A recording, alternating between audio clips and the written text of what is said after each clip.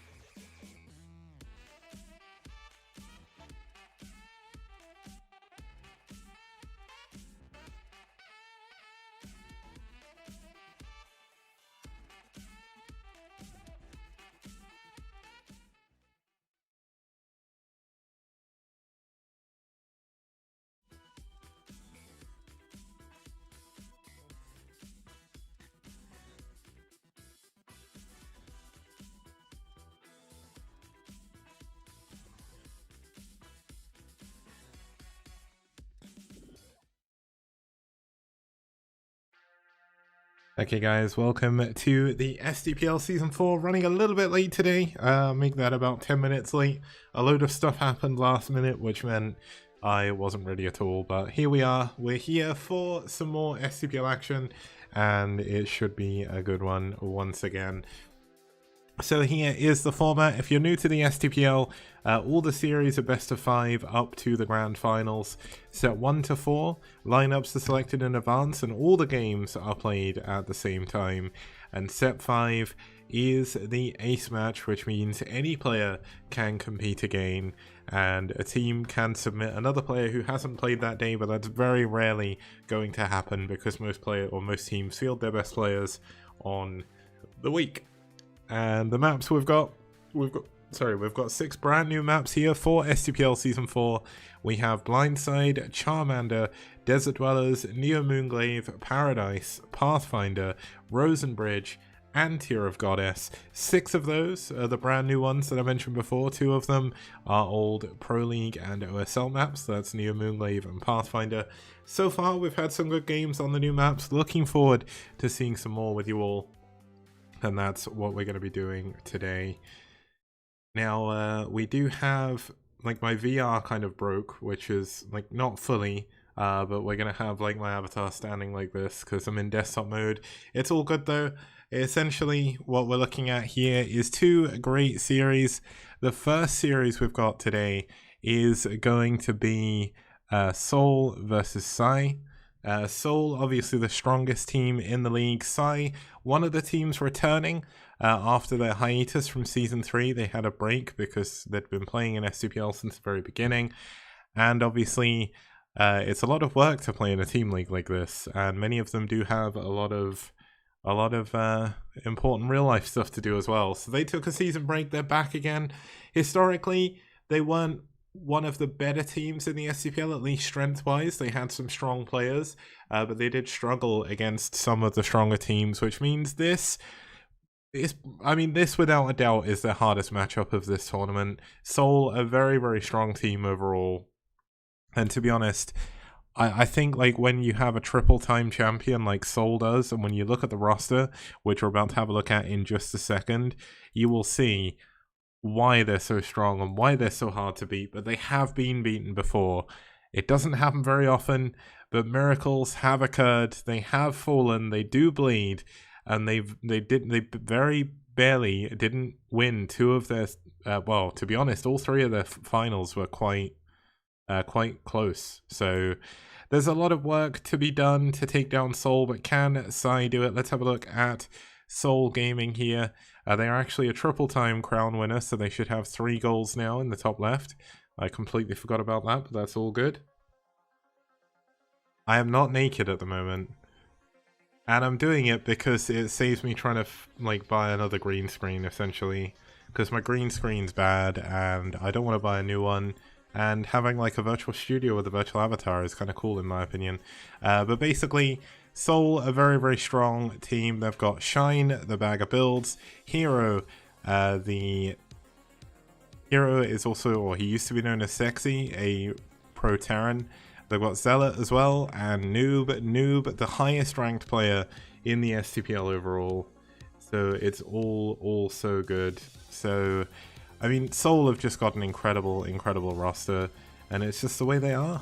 You know, they come out with some amazing players, and they want to win. So it's going to be up to the other teams to come back at them. And I completely forgot about kikO's photo. Oh man, I've just seen kikO's photo again, and it's made me remember why I love it so much. And so, same with mitak.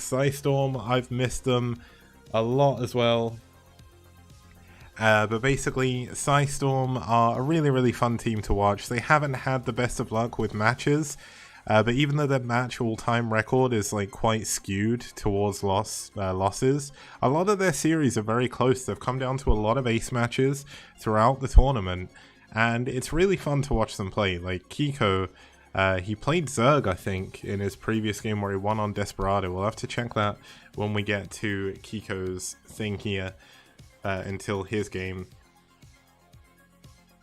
But you've got mitak going for the mining. He actually went out specifically to take that photo, which I love so much. And then we've got Prase as well, who... I mean, Prase is pretty handsome, I'm not gonna lie. And then you've got Michael, one of the newer players, and kikO as well, who has... They gave me two photos for kikO because this one is blurred, but I think I prefer this one. It's him playing football, if I remember rightly, and it just looks so good. Oh man, he looks like some kind of cyberpunk master or something, I don't know. But either way, that is going to be the players for both teams. Let's have a look at the lineups here. So to start with, SouL are sending out Shine. We're going to have a ZvZ between Shine and mitak on Rosen Bridge, which is the weirdest map I think we'll ever probably have in the STPL.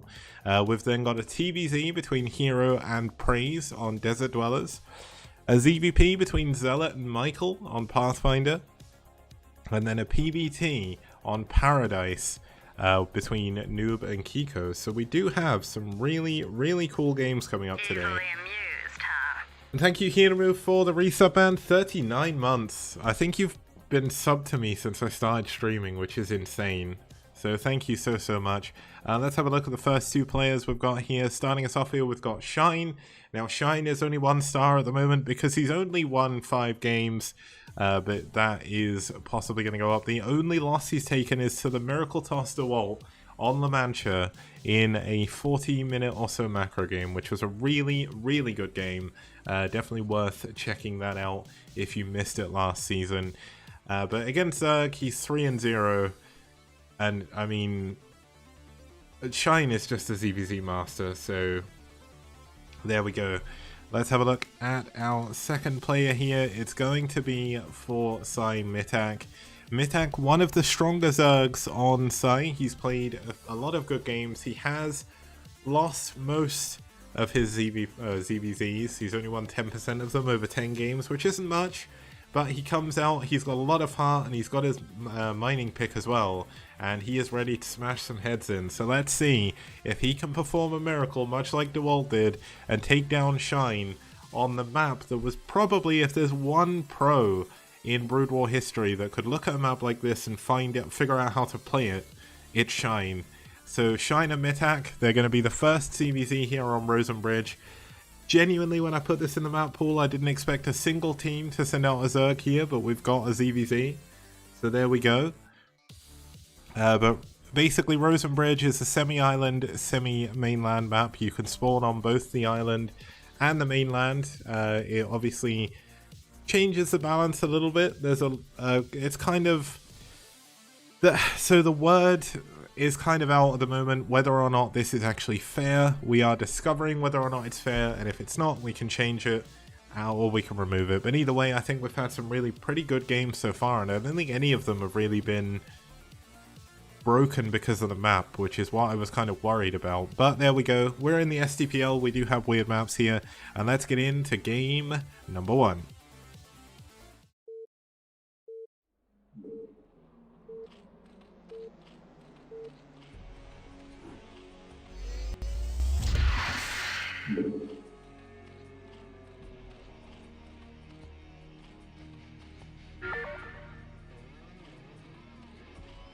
Okay, starting us off down here in the bottom right hand position, fighting for pSi, it's mitak in the blue. And his opponent spawning down here in the bottom left hand corner on the island, it's going to be Shine fighting for SouL. Now, one of the balance concerns I have heard about is in ZvZ, if you spawn on the mainland, people are saying you need to build lings, or at least 2 to go and scout, which is a very interesting point. It's something, one of the reasons why I didn't really expect to see any ZvZ on this map, which would make a change for the STPL, but I'm not sure that's really founded in fact as such, because I was speaking to, I can't remember who it was the other day, but essentially, when you're on the mainland, like when you're on the island, you're obviously most likely going to go for some kind of hatchery first, right? That's just how that's going to be. It looks like Shine's going to do that. But by going for lings, you're putting yourself at a disadvantage. Because if the other person is on the mainland as well, they've got to be thinking the other person is most likely on an island, right? If you build lings at the early game, it doesn't make any sense even if you spawned on the mainland, because essentially if your opponent is going for lings as well, then they've made a mistake. Which is an interesting way of looking at it. So I'm wondering how this is going to play out in ZvZ. I know one thing that I did suggest to Gosomi, if we need to do it, is add... I mean, it looks like mitak is actually going to go and scout with his drone, which means he can skip on lings, which is good. It'll save him on those. Looks like he is going to go into drone, so he's not going to worry too much about lings early on. I mean, technically there's position imbalances, but the island has less access to gas, or the island has more access to gas, easier access to gas. And the positional imbalances, depending on what stage of the game they're in, do balance each other out, which is what I'm interested to discover, and that's one of the reasons why I picked it. It was the one experimental map that we got, which I was like, I really want to see how games are going to work on this map. Now it looks like mitak hasn't built any lings, which is good for him, because that's definitely not what he wants to do. I mean, he did scout with the drone, which is a little bit of a disadvantage, but he does know where his opponent is now. And he's also going to be going into quicker mutalisks as well. Now, Shine, by going for later mutas, has a chance to be punished here, which is definitely something to watch out for. And due to the way the bases are set up as well in these positions, it's actually better for mitak to attack by air in these slots. So we've got the Spire coming up. Shine, I wonder if he's going to go into an Evo chamber. He did go for a lair quite early here, but he has been droning up behind this as well, so he's up to 17 drones already, whereas mitak is only on 13. Now, I don't really think the map has come into this so much so far. This is more mitak's choice of build orders. Looks like he is going to go for a hatchery as well. Now, whether or not that's worth it, I'm not too sure. I guess he can assume that his opponent has expanded. Now, Shine is actually doing a very, very greedy play here. He is going for a very quick third hatchery. Now, if mitak sniffs this out, if he can go over there, he can punish this without any problems whatsoever. The Spire of Shine has only just started up, whereas mitak's is about 2/3 of the way done. So his Mutalisk should pop in time where he can really start to abuse Shine's lack of early Mutalisk here, but it depends on how well mitak's economy can do here against Shine, as Shine has been droning like absolutely crazy over here on his island. But as I mentioned before, one of the big... Yeah, so we've got an Evo chamber coming up, so Shine is going to go into spores as well, because he knows his opponent is likely going for quicker mutas than he is.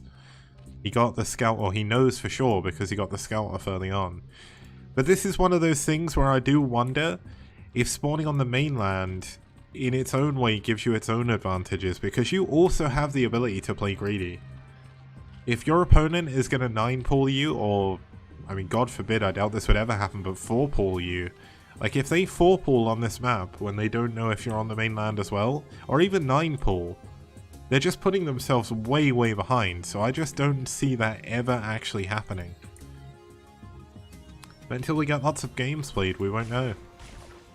But looks like the Spore is going to take... Oh, 2 Spores here already. Shine is definitely getting ready and well prepared now. This is when mitak should mass drone. He should get ready to get a big muteless fleet. Go into... Oh, he's going into +1 attack. I was going to maybe go into Carapace. But when you're fighting this many Spores, that's a lot of drones that Shine has used to make just Spores. He's actually used 4 so far to build creep colonies. Oh, 5 actually. So that's 5 drones he's lost. Now, his Scourge are coming out here, looking for mitak's muteless here. They do miss them, but as long as mitak can control this properly... Oh, attacking an Overlord here is actually a pretty big deal. Losing Overlords is something you definitely don't want. He is going to save this Overlord, though, and kill the last Scourge without taking any hits, which is pretty good. Oh, he lost another Overlord as it popped. Oh, that's so unfortunate for mitak, but mitak... If he had the right number of Overlords right now, he's going to lose a 3rd Overlord. This is so unfortunate. His muteless just weren't in a position to defend against the Scourge coming in. Oh, this is going to be tough now, but mitak can punish this base still. He still has the ability to go in for it. There's only a single Spore there. But if you go for that base, you run the risk of Shine attacking you, which is obviously the big problem. Yeah, and you can't drone up if you're supply blocked either, which is why Shine most likely went for those Scourge and went for the Overlords. As I mentioned before, Shine is known as the bag of builds in the English-speaking Brood War community.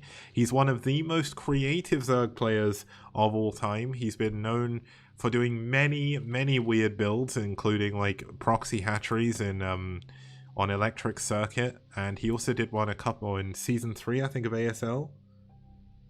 Yeah, and Sankar, I do apologize if you are lagging. Unfortunately, because I'm only an affiliate, there isn't any way of changing the thingy or changing the settings, but I am dual streaming on YouTube, so if you want to check out the YouTube stream, there should be quality options on there, I think. I believe there is a way to turn the quality options down on YouTube. Yeah, there is, so head on over there. The chat is linked to restream.io, so you can have a look there, and I'll be able to see your chat messages too. So, well, you can keep the Twitch chat open, it doesn't really matter.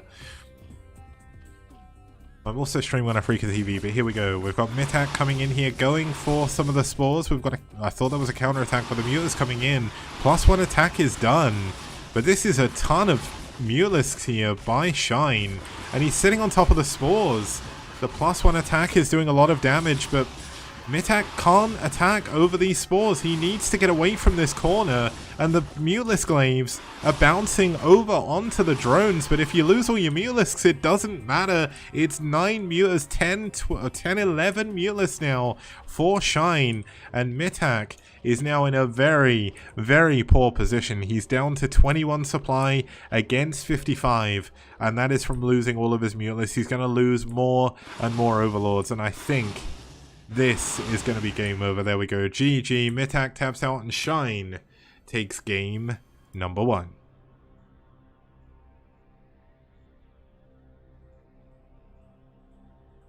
Okay, so that is going to be the end of game number 1. That's going to put SouL up 1-0 in this series. When we get back after this short break, we will head in to game number 2. It's going to be a TvZ. See you then.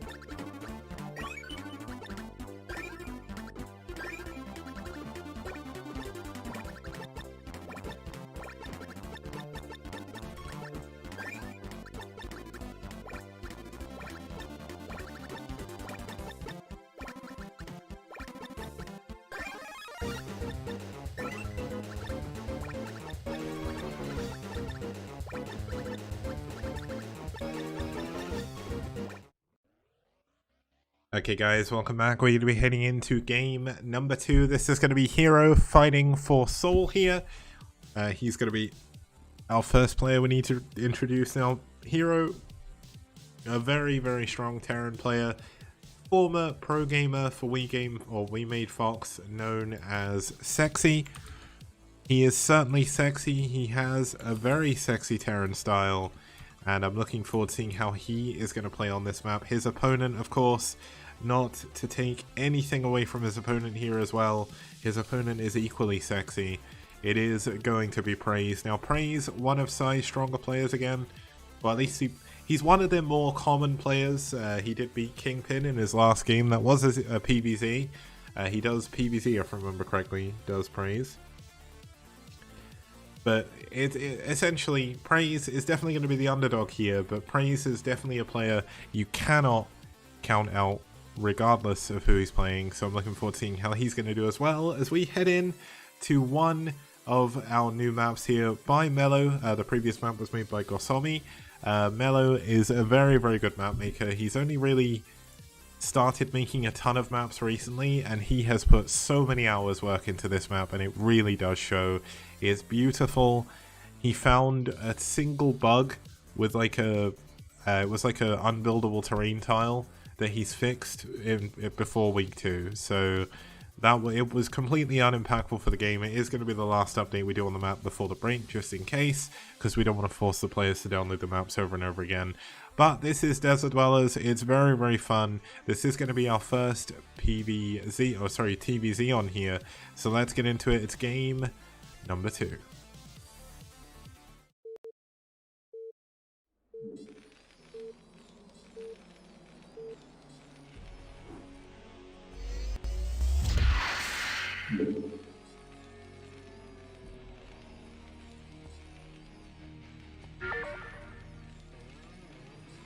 Okay, starting us off here in the top left-hand position, we do have the pink Terran player fighting for SouL. It's Hero.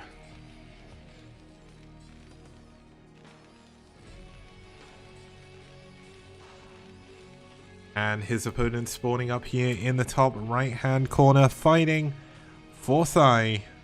It's Prase.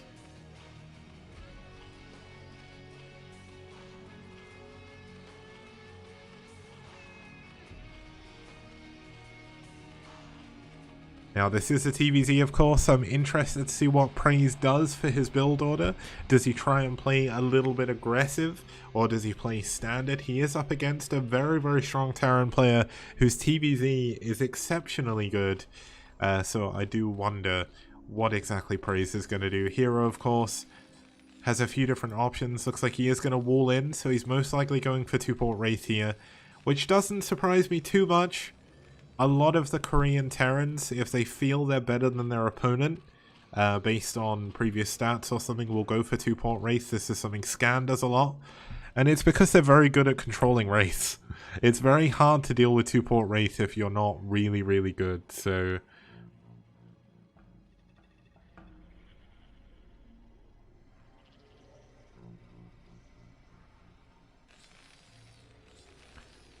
Yeah, people in chat saying there's a lot of different heroes. That is a very good point.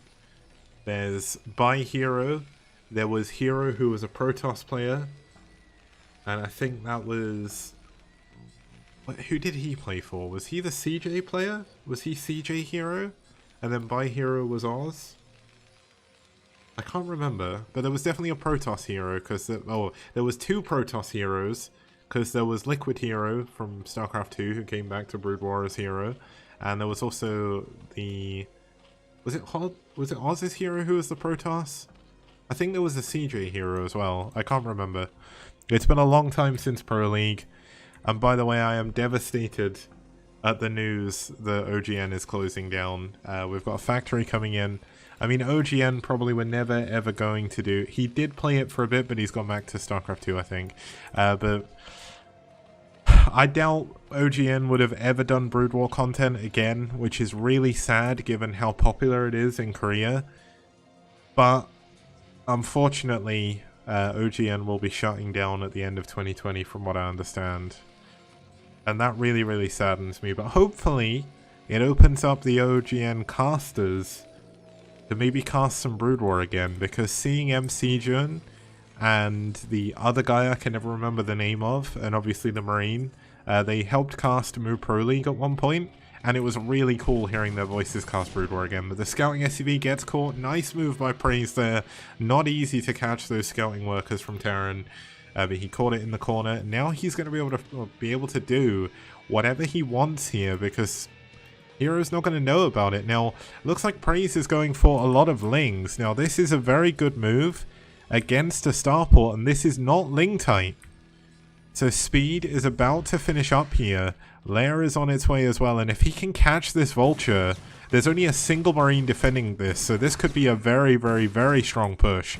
So it looks like he needs to wait for Speed if he wants to get that Vulture for certain here, but this is not Ling tight. This is ZeloT type, but not Ling tight. So you'll notice he's built another Marine, he's brought the Vulture back in, and he's going to repair it because he knows how dangerous this is. If his opponent floods with Lings, he can die while he's trying to build the starports. It happened to so many Pro-Terrans in the past, and it could happen to so many things now as well. But there is a ton of Lings here. I think this is about 8. I'm just going to check. No, it's actually more than 8. It's 10. 10 Lings. Ha ha ha ha. I know how to count to 10. I'm a big boy now. We've got the third hatchery coming in as well. So Prase isn't going to play this crazy aggressive. He's just going to play this straight up. Now, he doesn't know what his opponent's doing, but he knows there's no expansion. Now, knowing there's no expansion means two things. You've either got drop coming to you, or you have some form of some form of Wraith or a dropship. Now, he's not going to see the Wraiths until they're right by his base, but he's got Hydroden coming up as well. He's got a Spire coming up, and he does need to maybe go for an Evo Chamber because his Hydroden is actually quite late. This is a little bit unfortunate because he could take a lot of damage here before his Spire and Hydroden are done, but it's going to be a while before we have to worry about Cloaks, so he doesn't need to worry about that too much. And it does take Wraiths 4 shots. I think it's... Oh, it might be 3. Yeah, it's 3. 3 volleys to kill a drone, which means he shouldn't be taking too much damage. Now, he did get himself supply blocked. Well, he didn't get himself supply blocked. Hero supply blocked him, which means he can't build too many Hydras, which means this is a little bit stronger. But once he gets his Overlords defended, he should be in a pretty good spot. Although he does need to build Hydras. He needs to build Hydras before the Overlord dies, otherwise he can't build anymore. And there we go. He just builds them in time. He is definitely in a lot of trouble here. He doesn't have enough Hydras to be able to deal with this. A creep colony coming up. There's no Evo chamber, though. I don't think he's realized he missed his Evo. Yeah, he's pulling his drones away. I think this is just going to be game over. This is why 2-port Wraith can be so strong. If the Terran player hits at the right time, and the Zerg player... Oh my god, I think he killed his own drone. Yeah, I think this could well be it. I mean, there is a counterattack possibility. There's not much defending back at home. There's no cloak. So if he can go with a lot of Hydras, maybe he can make this work. But the control by Hero is just so good here.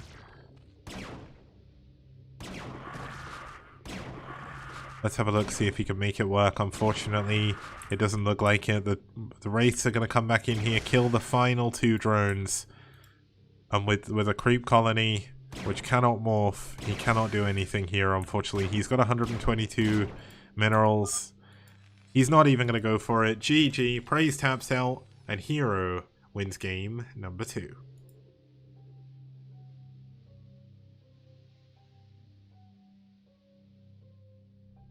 So that is the end of game number 2 there. That was a fairly quick and straightforward game. We are going to go for a very, very quick break. And when we get back, we're going to be going into game number 3, which should be, if I remember rightly, a ZvP. And it's coming up after this.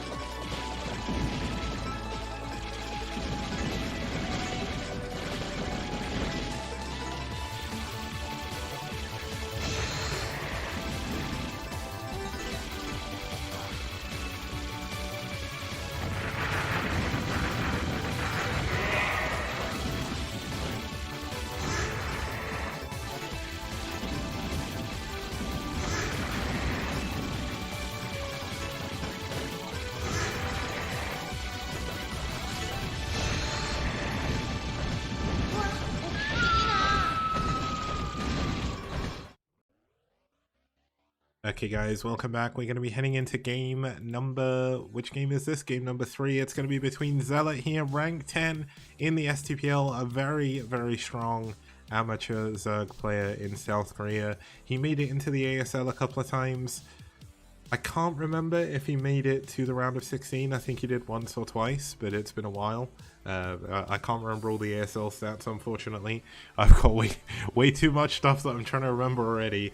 But ZeloT, a very, very strong ZerG player from South Korea, of course. His opponent fighting from Bulgaria. This is essentially the Bulgarian national side. We do have Michael, the Protoss player here. He's only won one of his games so far, but he's not played too many of them. His PvZ definitely, I mean, it's the only matchup he's won something in, so I guess this is how we find out. I mean, he's going to go up against one of the best ZerG players in the tournament.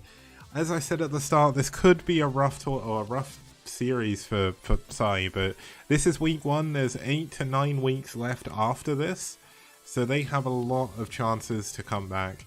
They are definitely looking a little bit stronger this season as well, which is really cool to see. The map they're going to be heading into is one of the older maps that we've got. It's actually not a brand new map. It's Pathfinder. It was first used in the Backazon game net Star League of 2010. One of my favorite Star Leagues overall, because that's the one that Fancy won.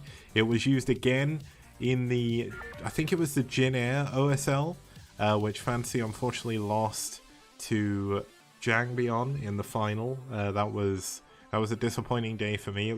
I don't think this was in the TVing OSL. It was either this or the Jin Air one. It was one of the ones that Jangbi won though. I miss Jangbi, but I didn't miss him beating Fantasy. But either way, Pathfinder, very fun 3-player map. Let's get into it. It's a PvZ, and it's here on Pathfinder.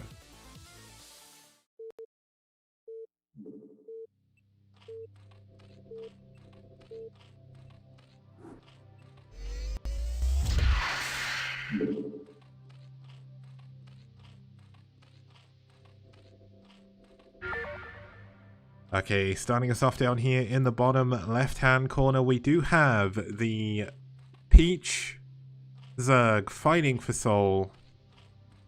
It's ZeloT.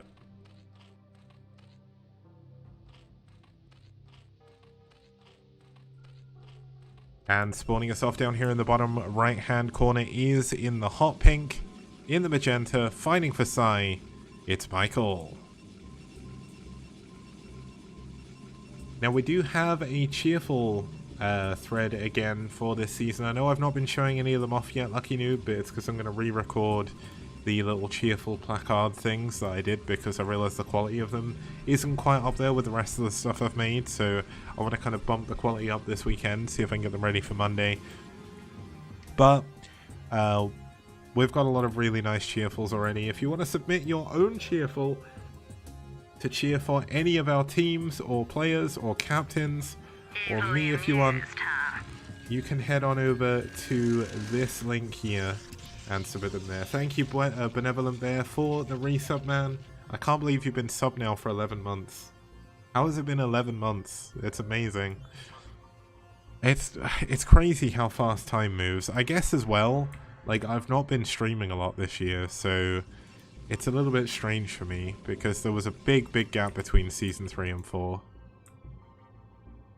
So we had ZeloT scouting the wrong location to begin with. He did go for an overpull into a gas. So we're going to see some quick tech here from ZeloT. ZeloT, much like Shine, is a very creative player. He doesn't really play how you expect most Zergs to play. And that's why it can be incredibly difficult to actually play against him, because he can come out with some really weird one-base builds. He's done that before in the STPL. And that's a double-edged sword. It can do a lot of damage. But if the opponent can defend against it, then all of a sudden the opponent has a chance of taking down the top 10 player. STPL ReV, STPL ReV, STPL ReV. Thank you, TapTapSC, for the sub, man. Means a lot. Looks like Michael gonna see the fact there's no hatchery yet and the lings. He's gonna get his probe in the main base as well. This is incredibly important. ZeloT was waiting to try and do something here. He's got ling speed coming. He's not mining gas, and he sees no hatchery. He is knowing that there is going to be a Zergling all-in here. Now, he should definitely pull some probes. This is going to be a 2-base ling all-in by the looks of it. He's going to go back in gas. This could be a fake out. This is something that ZeloT has done before, even in the STPL. He makes it look like he's 1-base all-inning, and then he does something completely different. But there's a lot of lings on the way already. Probes have been pulled. I believe this is tight on the left, if I remember correctly, and the right. So he's only got to defend the middle here, but he needs this cannon. The second ZeloT needs to come in here. And yeah, it looks like it is tight. ZeloT going to try and take down, ZeloT trying to take down the gateway. This is very confusing. Oh no, Michael ZeloT gets stuck out in the middle of the map. He's going to come out and fight with his other ZeloT, but the cannon isn't done yet. He has to keep this ZeloT alive until then. He cannot lose this cannon, and it looks like lings with speed are going to get into his main, but there's a ZeloT in the main base of ZeloT here, which is even more confusing now. There's no defense. He sees the Hydralisk in, and as long as he doesn't lose all his probes to 3 lings here, if he builds a bunch of cannons, he is going to be in such an incredible position. ZeloT doing a really good job moving his drones away, but while he's moving them, they're not mining. So ZeloT's economy is essentially nil right now as those drones stack up on the gas. Oh, he attacks the wrong drone. That's very unfortunate. The 3 lings in the main base, have they got any kills? No kills so far, I believe. 1 kill, but I think that'd be a... Oh. Has he been losing probes? Yeah, the emotes, there is like anti-spam on it, but it will say out a certain number of them. It's not a big deal, but here we go, cannon coming up in the main. He should just fight with his probes. It's 3 lings. Like, 3 lings are not going to kill all your probes if you just turn and fight. And there we go, he kills 2 of them. The ZeloT should be able to clean this up, but look at this, ZeloT has pulled a drone here. Is he going to proxy hatchery? Or was this a miss rally? This must have been a miss rally. That is very uncharacteristic of an amateur level Korean. Maybe a little bit thrown off by the fact his all-in didn't work. I thought he was going to proxy hatch in the middle of the map, which would be absolutely insane. But back at home, we do have 15 drones. There is only 17 probes at the moment.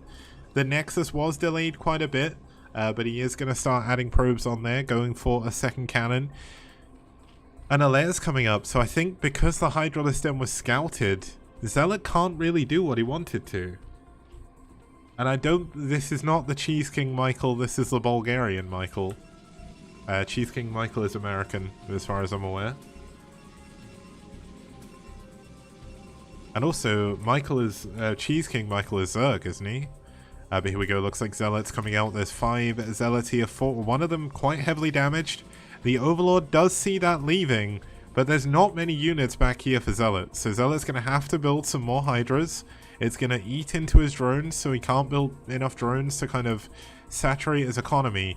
But he has to survive against these 5 Zealots, or Zealot will die to his namesake, which is, well, it's not his namesake technically, but here we go. Looks like he is pushing forward. Nice micro so far by the Zealots from Michael. If he just runs into the main base here and takes a position on top of the ramp, we've got drops coming in, I think this is.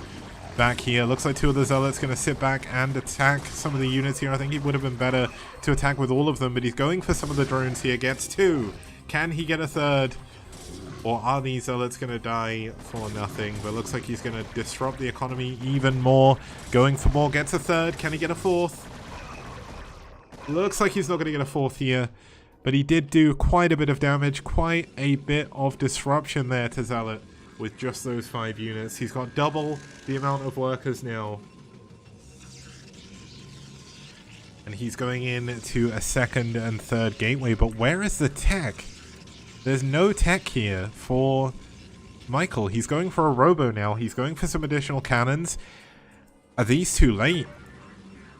This could be very, very tight timing. Oh my god, he's going to drop the Hydras in, isn't he? I forgot he's going for drop. Oh no, he needs to stop this Overlord. Wait, was that drop or was that speed? Yeah, it was drop, wasn't it? That was 100% drop because the Overlords don't have speed yet. Okay, so we've got 4 cannons here at the front, but what he needs to worry about is the drops. If he gets dropped in his main, he's going to be in a lot of trouble, but with no Overlord speed, Michael should know something weird is going on here. He needs to build some cannons in his main. There's a lot of Hydras coming. Obviously, the drop could be a fake out as well, so he needs the cannons at the front. But is he going into Reavers? Yes, he is. Reavers at the front could be the end of this push immediately. And out of all the players so far, Michael is definitely in a good position to be able to take down Zealot here. One of the top 10 ranked players in the STPL ELO system. He's going to lose his front gateway. That is to be expected. The Overlords, though, are getting ready to drop into the main. Overlord speed is about to be done. There is a single Dragoon back here, and that is not enough. He needs more. Are Lurkers coming in? I don't think he's built any Lurkers. No, here we go, but here comes the drop.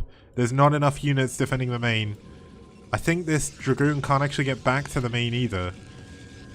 Oh, this drop is going to be so deadly. He's just not sniffed this out at all. He's not got enough units in his main. This is so unfortunate. He was in such a good position.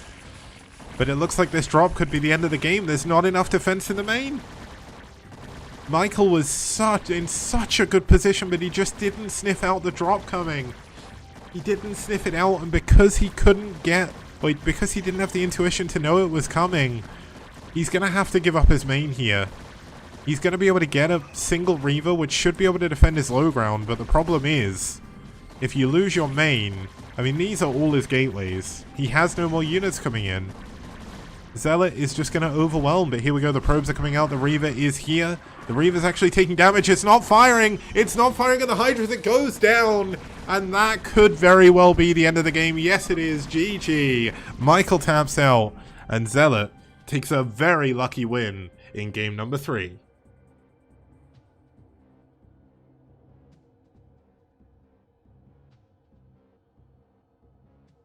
Now, that was definitely not... I don't think that game was going to go... I don't think that game went as anyone expected. I think after the early game, like, that looked like Michael was going to win that one. But unfortunately, it just didn't work out, did it? Like, Michael, he did well. He maybe, as Packrat said in chat, maybe thought that it was going to be Lurkers when it wasn't.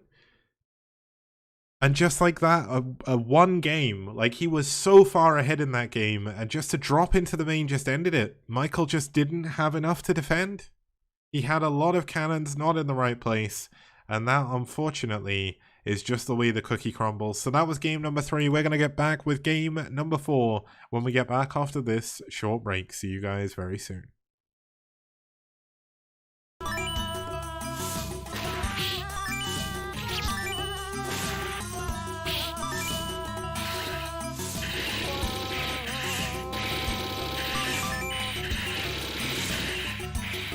Heavy machine gun. Heavy machine gun.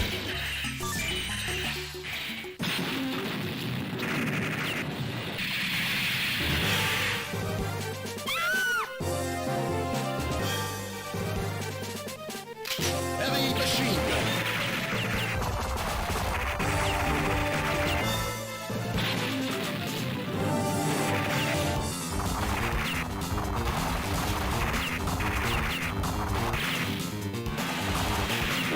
Heavy machine gun.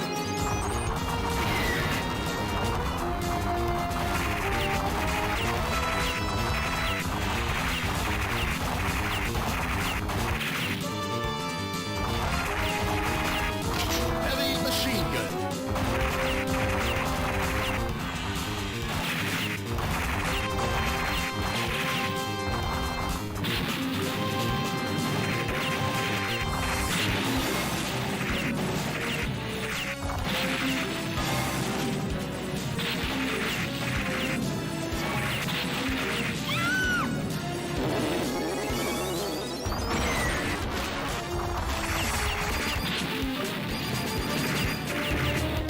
Rocket launcher. Okay guys, welcome back. We're going to be heading into game number 4. Now this man here needs no introduction. He may be called nOOB, but that is definitely not what he is. He used to be called AgeUp12, probably a different way of pronouncing that in Korean, but I don't know Korean unfortunately. But he used to be a We Made Fox member. So nOOB is the #1 ranked player in the STPL ELO system. He has a whopping 88% win rate, but he doesn't have as many wins as someone like DeWalt. So he's played a lot of games. He's played 30 games and won 26 of them, which is mightily impressive. He did lose against, I think that was Chonsa on Multiverse. I think that was how we used to say his name. I can't remember. It was a long time ago. He actually didn't play too much in round 3, but did come out a couple of times. But basically, number one ranked player. I don't know why that was a tongue twister, but there we go. His opponent going to be pSi. It's going to be kikO, who has, without a doubt, my favorite picture in the STPL, and I don't know why. It's just a blurry photo, but I find it so funny. I just find it really funny. I don't know what it is. It's just a really good photo, which is why I picked to use this one. The last game he played was actually back in January last year. For the STPL, because they did miss out on Season 3. But he hasn't won against Protoss so far, but can he win against Protoss here? Let's find out as we get into our next map. This map made by Gosomi. It's called Paradise. It's a really cool, very standard 2-player map. High ground spawn, which does help PvT a little bit. But obviously you do have a very quick to take third base at the back as well. So it's going to be interesting. Having a backyard base is definitely not something that's as normal. It's very outsider, new barrier reef style, so it's an El Nino as well. So it's kind of cool to see how this is going to play out. It's our first PvT on this map. Let's get into it.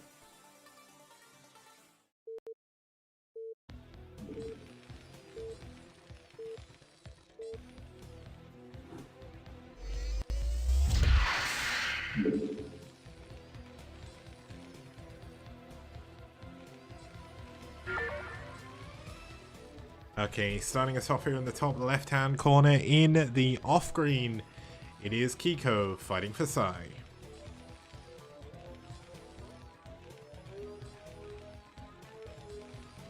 And his opponent spawning down here in the bottom right-hand corner in the grey, fighting for SouL.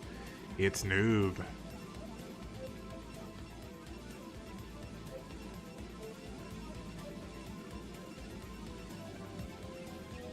We've had some really nice colors today.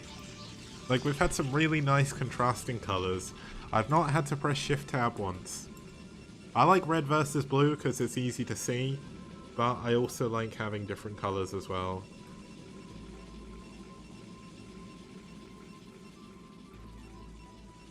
Now that last game was definitely the closest game in the series. It was incredibly exciting. Michael came so close to taking down ZeloT in that game, and if he did, I mean, this could be, if kikO wins this game, we could have seen an ace match between pSi and SouL, which I don't think anyone would have expected. But obviously kikO still has a lot to play for here. There's a lot of pride in the STPL, especially for pSi. They are essentially the Bulgarian national team. They are all Bulgarian players. I think they're a Bulgarian-only clan.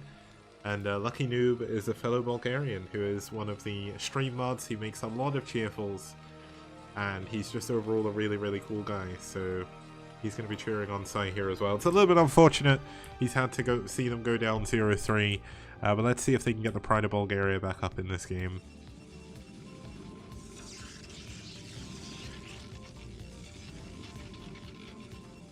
Now we've got fairly standard opening here from Noob, Gate, Gas, Core. kikO meanwhile is not going to try and wall in on the high ground. I think you can wall here, but it is a very awkward wall. Wait, I wonder if this is unpassable. Yeah, this map is made by Gosomi. He's one of the up-and-coming map makers in Korea. He's made some very, very nice maps, and this was one he submitted for the map contest. I thought it was very good. Freakling thought it was very good as well, so we picked it, and here it is. Now, the good news is for Lucky Noob is the fact that pSi are facing the strongest opponents first, so anything after this should be a little bit easier for them. They've done quite well against SouL. But it'll be cool to see how they're going to do in their renewed STPL Season 4 vigor against some of the other teams, because they used to struggle, but their players are definitely looking a little bit stronger this time. And we've got nice SimCity here from kikO to defend against any early zealots that aren't actually coming. And he's going to go and build most likely a bunker on the high ground. It's a very good choice against Protoss. Bunker expand definitely become more into its own recently. Now this bunker is a little bit far away from his command center location, which makes me think he could be hiding the fact he's going to go for a 2-factory play here. Here we go. The bunker at the front going to keep the Dragoon from getting in and scouting. It's far enough forward as well that running past to scout is a very big risk. This is an interesting choice. Is he going to go for a proxy starport down here at the 4th base location? That could be a very, very good move as well. But looks like Noob is scouting around. He thinks there's some kind of proxy coming. And this is an interesting thing because Noob is worried about a proxy. So he's worried that something big is going to happen. I mean, it obviously does help to scout anyway. But he's only on 1 gate. And I wouldn't say I'm great at maths, but I mean, 2 is more than 1. So if you're building 2 units out of 2 factories at a time, and he's going to continue to add Marines as well, he has a very good chance of doing significant damage here, especially with Noob going for an early Nexus. That is I think that Nexus was around 30 supply, which isn't super early, but it's before a 2nd gateway. Noob does not suspect there is a 2-fact here. If you suspected a 2-fact, you would not be building a Nexus right now. You would be adding on a single gateway. You'd be adding on range, which he of course is going to get anyway.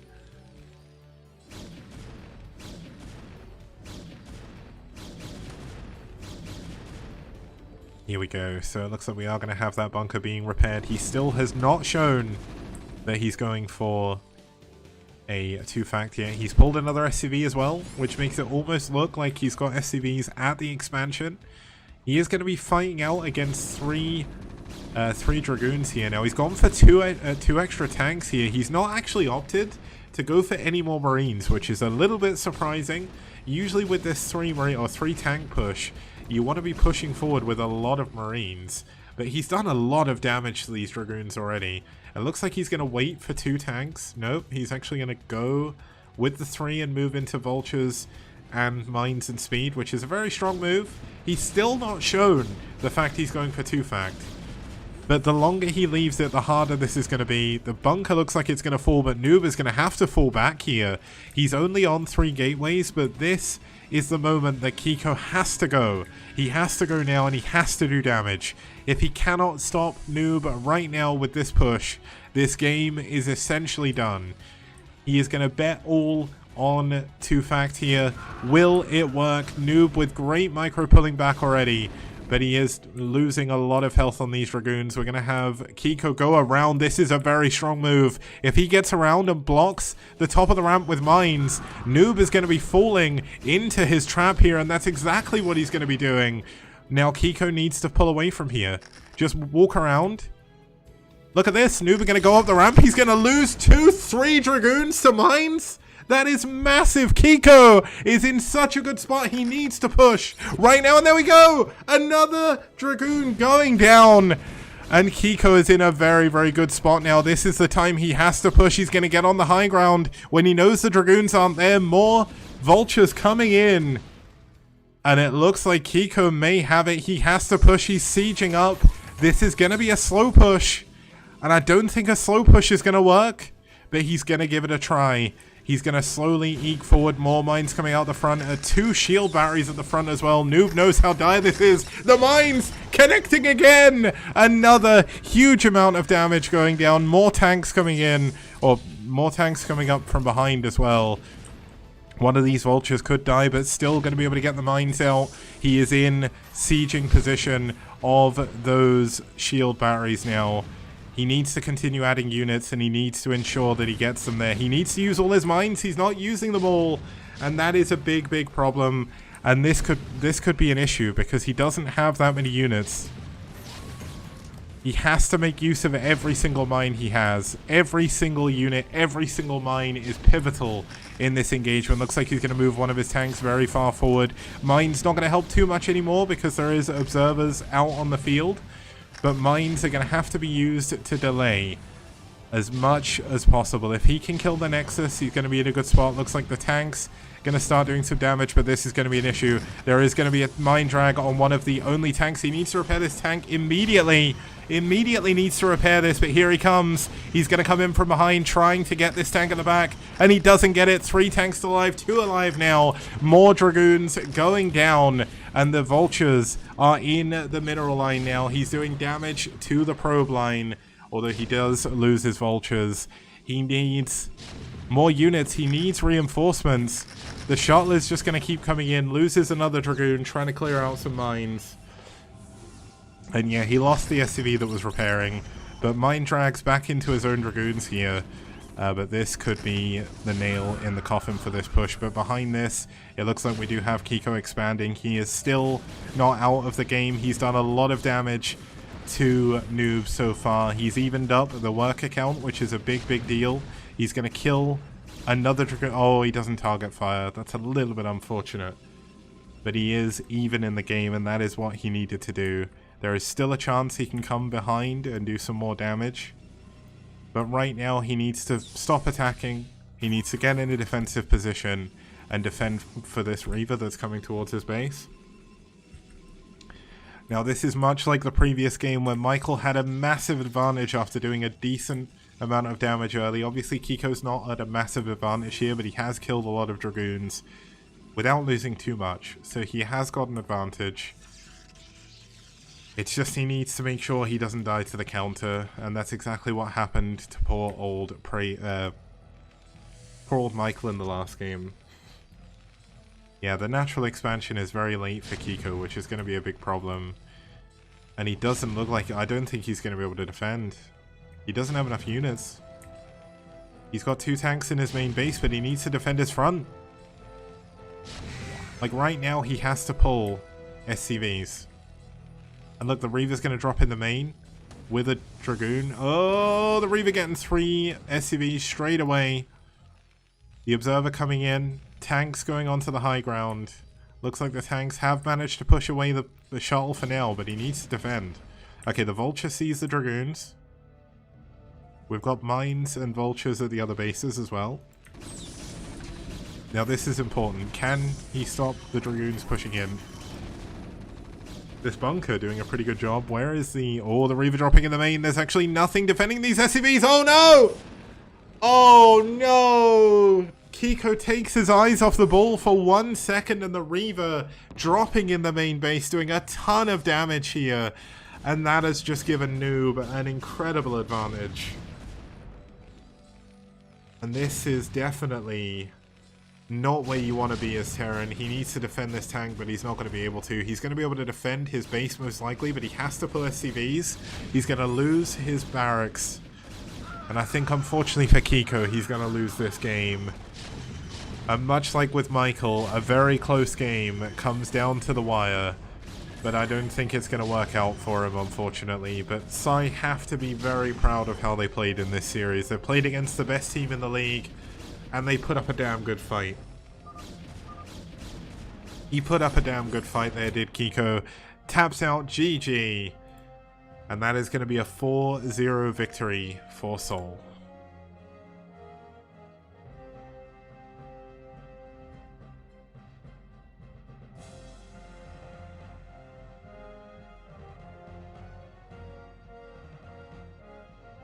Okay, so of course that is a 4-0 victory for SouL here, and that is the way things are going to be. I mean, SouL are the strongest team in the league. They've won 3 STPLs in a row, and they sent out pro gamers and semi-pros today. And pSi, despite having a rough season 1 and 2, missing out on season 3, they came back here with some incredible games. Michael and kikO came so close to winning. And it was just kikO's choice in units. The lack of being able to use all of his mines stopped him in that game. And Michael, unfortunately, not sniffing out the drop, losing to ZeloT as well. But great played series by SouL. Very well played series by pSi as well. And I think looking forward to the rest of the season, I'm really looking forward to seeing how pSi are going to do. Because pSi, I mentioned this before, but I mean, pSi realistically, like, if you were to put them up against SouL, they are significantly weaker, at least historically and statistically. But that's not going to stop them. They are going to continue doing their best to try and win. Now, a massive shout out to our sponsors, Esport Fund, for sponsoring the event, and also Maturino. There is a Maturino code, STPL Season 4. If you go put that in on the Maturino page, it will cost you absolutely nothing, and you can donate 50 cents to the prize pool and help see if we can make that $2,000 goal a reality again. So thank you so much for the support. I will be back in a few minutes. I'm going to do what I did before and show one of my karaoke videos I recorded, so you guys can enjoy listening to me sing for a few minutes while I take a quick break, get a drink, set up for the next series. And I'll be back just after this. See you guys soon.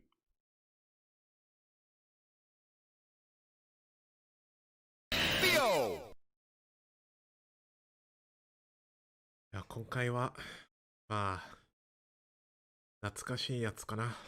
本人だったら。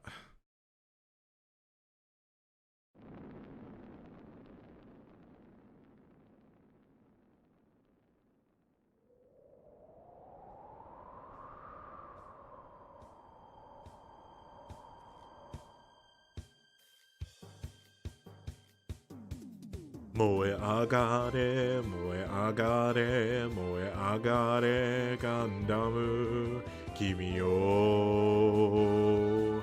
走れまだ怒りに燃える闘志があるなら巨大な敵を撃てよ撃てよ撃てよ正義の怒りをぶつけろガンダム起動戦士ガンダムガンダム立ち上がれ立ち上がれ立ち上がれガンダム君よ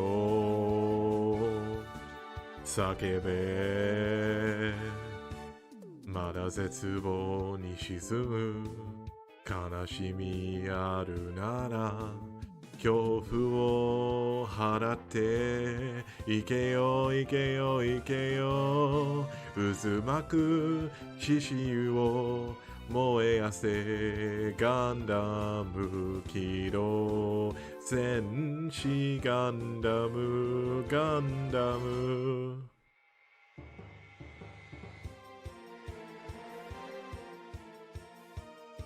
この曲めっちゃ好きよ。機動戦士ガンダムファーストのテーマ曲ですよね、これ。よみがえるよみがえるよみがえるガンダム君をつかめまだ愛に触れる心があるなら平和を求めて飛べよ飛べよ飛べよ銀河へ向かって飛べよガンダム機動戦士ガンダムガンダム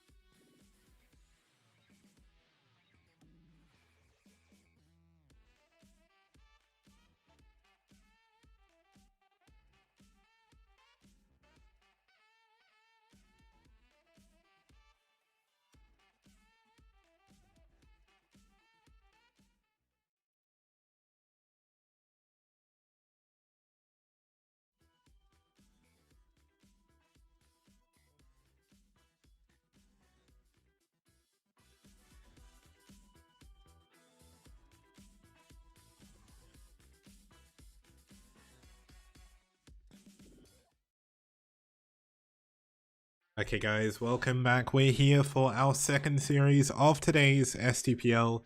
It is going to be NaS versus ReV, but here is the format just in case you're joining us for the first series. Well, just in case you're joining us for the first time. The format best of 5, all the games are played regardless of outcome. set 1 to 4. The lineups are selected in advance. Thank you, Dreamer, for the raid. And all the games are played at the same time. Then we've got set 5, which is the ace match, which means every player can compete again. If you've not been watching STPL Season 4 so far, we have 6 brand new maps. It's Blindside, Charmander, Desert Dwellers, Paradise, Rosen Bridge, and Tear of Goddess. And then we have Neo Moonglaive and Pathfinder as well, joining us from previous seasons. So, where are we? So obviously this is going to be NaS versus ReV. It's kind of cool that we're going to see these two teams fighting it off again. We've not really seen NaS since Season 2. After Season 2 they actually disbanded, which was a little bit weird, because essentially Dragon, he'd been running NaS for a very long time and he wanted a break, and they kind of didn't really feel like playing in team leagues again. But at the end of Season 3 he contacted me saying, would NaS be able to rejoin? And of course they could. They're one of the coolest teams outside of Korea. They always did very well in the STPL, and it's great to have them back. And their opponents are going to be ReV. Now ReV, one of our mainstay teams from the beginning of Season 1. Season 1 they didn't do great because they had such a sort of unstable roster. Season 2 they did a lot better, and Season 3 they did even better still. Unfortunately, they've had a big loss recently with Medinho moving over to IRK for this season. That's actually a pretty big deal for them, but it's not the end of the world. So hopefully you guys are happy with the matchups we're going to be having here soon. So let's get into it. Let's introduce both of our teams.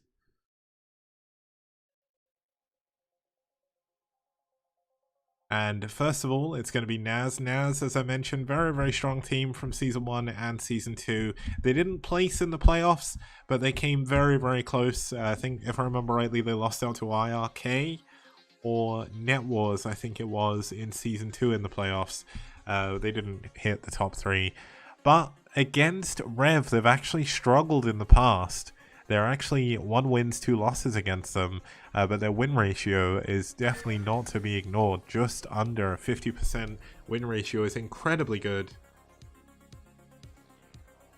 And we've got one brand new player for NaS in StRyKeR, USAZerg. We've got dsaqwe, who is, from what I understand, a relatively older Croatian player. He has started playing in the STPL. Well, I think he was on Ash last season, and then he moved back to NaS. And then we've got eOnzErG. Obviously needs no introduction. He's actually one of the top 10 players in the STPL overall, and a very, very strong Zerg player outside of South Korea. And then we have the Peruvian powerhouse himself, Terra. He's just outside of the top 10 of the ELO of the STPL rankings, but he is very, very close by. Let's have a look at ReV, their roster as well. ReV have done well against NaS previously, winning 2-1 as I mentioned before. Their win rate isn't as good. They've only won about 33% of their games, just a little bit more, but still a very, very strong team. They did lose Medinho, which is a pretty big deal, and they're actually fielding 2 brand new players today. One of them is the Swedish player VIR. For some reason I don't have his country in there. I'll add that afterwards. And we also have Aeternum, and I cannot remember where that flag is from. I feel really guilty. I think is it Romania? Is he Romanian? I can't remember. There's so many flags. There's so many flags.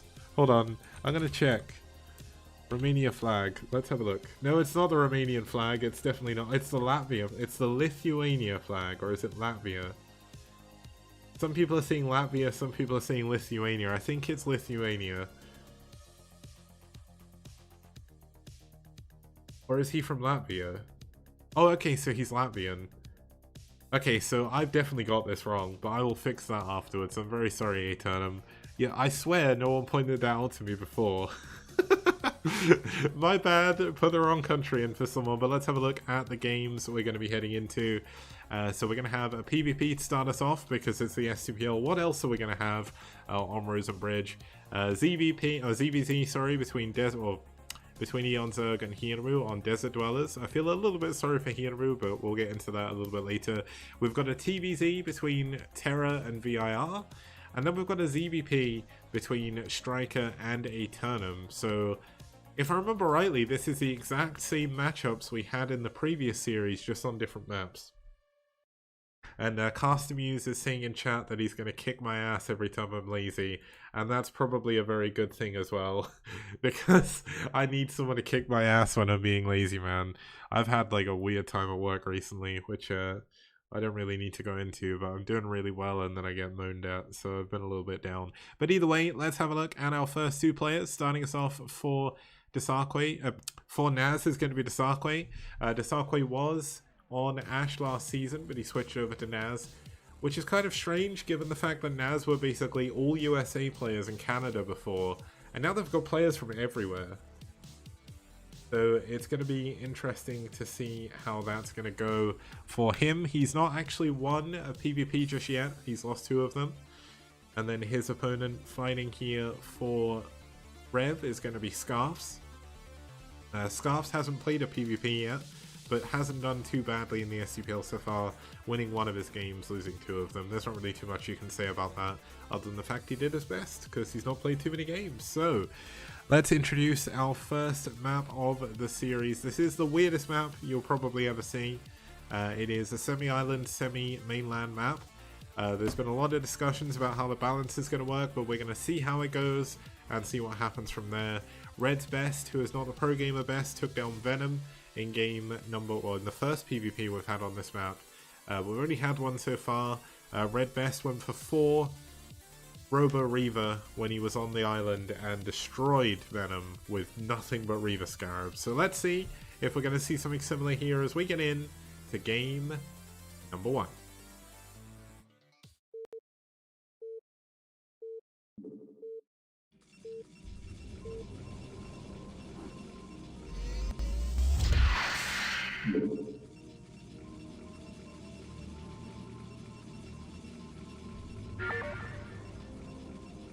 Okay, starting us off down here in the bottom right hand corner is going to be the green Protoss player fighting for ReV. It's Scarfs.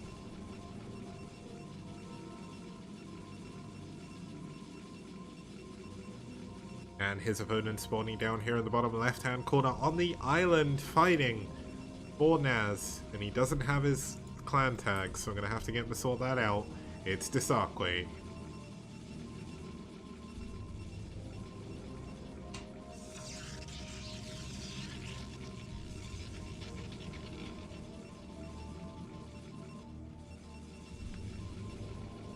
Now it looks like Scarfs is going to scout very early. Now while I agree that you should probably check if someone's on the mainland with you, I don't think it's necessary. As I mentioned in the ZvZ we had before, if you're playing to kill your opponent at the very beginning on this map when you're on the mainland, it is too much of a huge risk to ever go for. Like, it's not worth going for a ground-based game here on the bottom right and top left positions. Because 33% of the time you might be right and you may win the game. But 66% of the time you're wrong and you're just a million miles behind. So, that's how that is. Trojan saying, next time you can karaoke, can you do it topless? I mean, I can do it in real life if you want, but there's not really much point, and it's also cold in my flat, because it's winter now. And I don't want to turn the heating on that much, because I don't need to as such, because I'm wearing clothes, so not gonna go there. Okay, we've got a call coming up for dsaqwe, so dsaqwe is gonna go for some relatively early forms of aggression, most likely with a robo, not going for a 12x or anything like that. Scarfs, his economy obviously isn't as strong, so he is lower on gas because he's missing out on 1 probe, just because he did go and scout, which this is one of the reasons why I don't think scouting is super important on this map. Just because, once again, if you go for a ground-based all-in, you're essentially betting all of your money on a single number, a single colored number in roulette or something.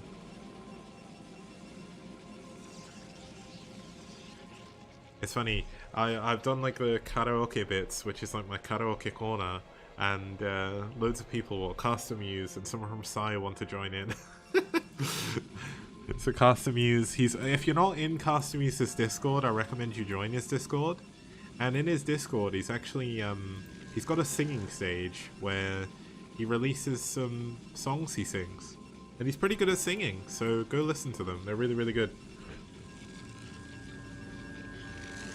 Okay, so Robo coming up here, Shuttle coming in immediately for dsaqwe makes a lot of sense given the fact he's on an island. We've got a Shuttle coming up immediately for Scarfs as well. Looks like both players are actually going to open up with a ZeloT drop, which is not something you see every day, but this is not an everyday map.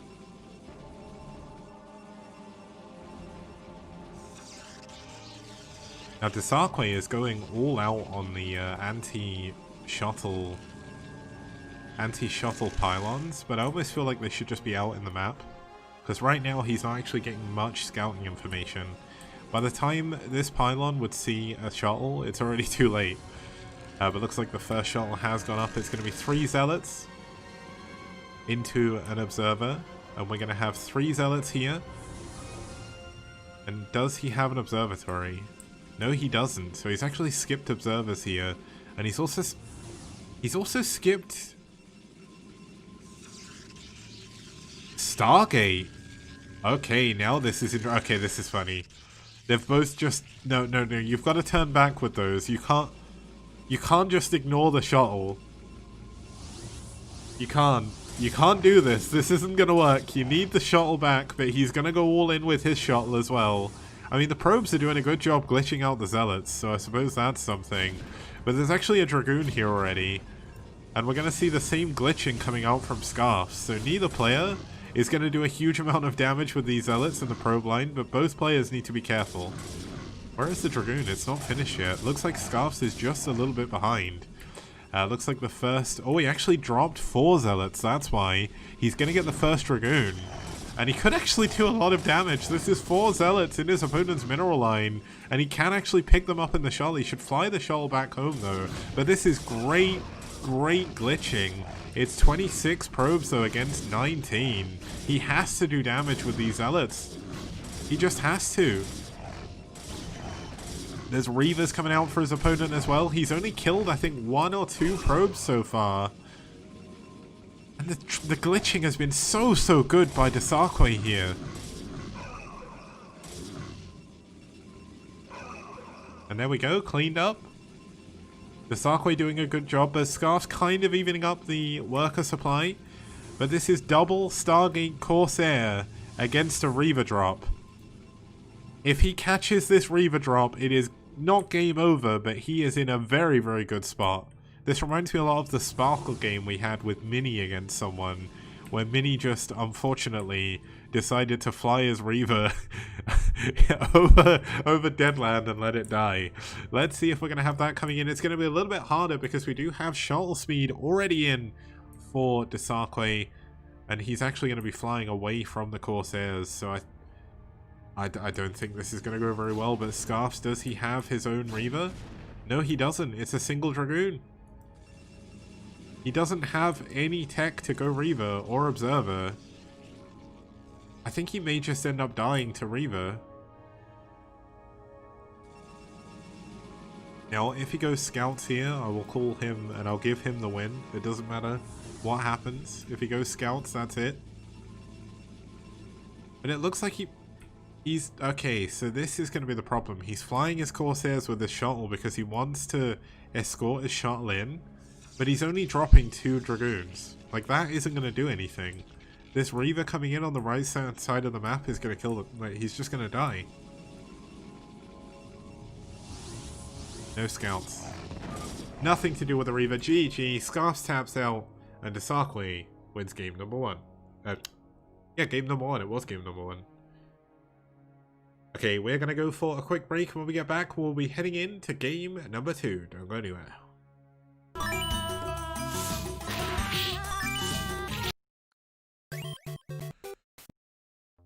Ignition.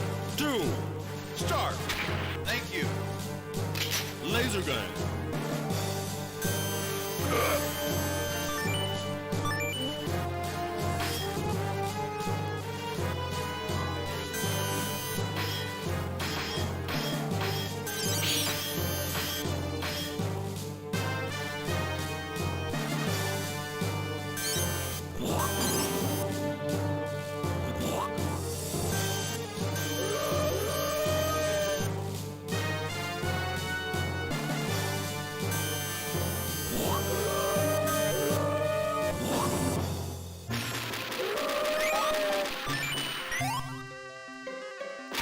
Thank you.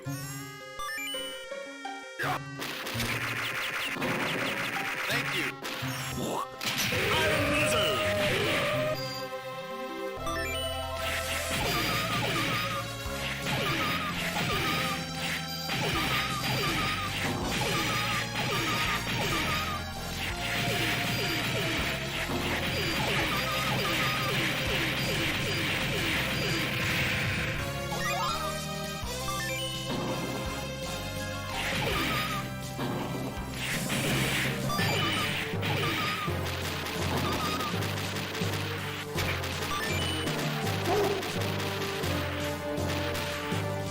Thank you.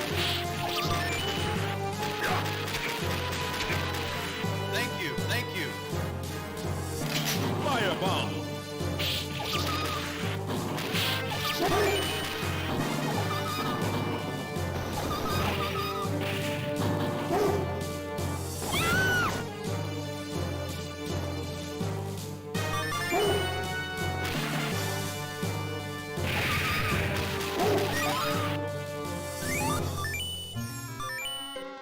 Shotgun.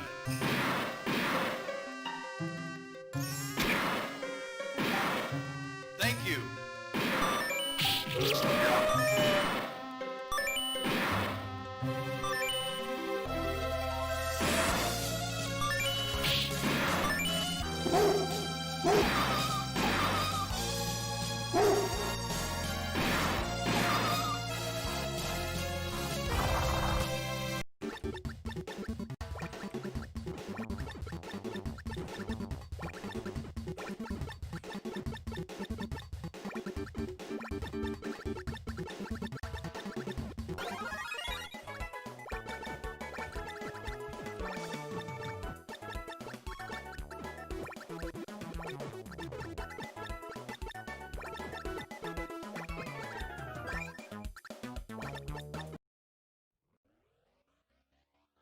Okay guys, welcome back. We're going to be heading into game number 2 here between NaS and ReV. dsaqwe taking a fairly straightforward win there against Scarfs, but both players had a few good moments with their probe anti-zealot micro, which was really impressive. But this is going to be a ZvZ. We have the return of eOnzErG in the STPL. He's not played since Season 2, but he's one of the top 10 players, which when you look at some of the players we've got is absolutely insane. A 78% win rate over 33 games is nothing to be scoffed at. And he's got a 10 wins, 1 loss, a 90% win rate in ZvZ, which is just absolutely crazy. If we look at the streak stats as well for Zerg, if I remember rightly, yeah, he's got one of the highest of all-time top streaks for ZvZ, which was 6-0. The only player to beat that was Spire, which is 7-0, which is still ongoing, but still incredibly impressive. So let's introduce his opponent. His opponent, one of the mainstays of the ReV roster and has been for a very long time, is going to be their current captain. It's Hirmu. He stepped in for STPL to be their captain when Incomplete stepped down. Incomplete became a father within the last year, so he's been doing a lot of dad things. So that's all really good. But Hirmu hasn't historically had the best win ratio, but he comes out every single week that he's needed and has done all the way since back in Season 1, which was 3 years ago, which is insane to think about. But here we are. We're in Season 4. We're going to go into a brand new map that was made specifically for the STPL. It is Desert Dwellers. It's a very, very fun map. We've had one ZvZ here so far where SouL took a major upset over True Touch. Can Hirmu keep the power of the upsets going? Can he take down eOnzErG on this 2-player map? Let's find out.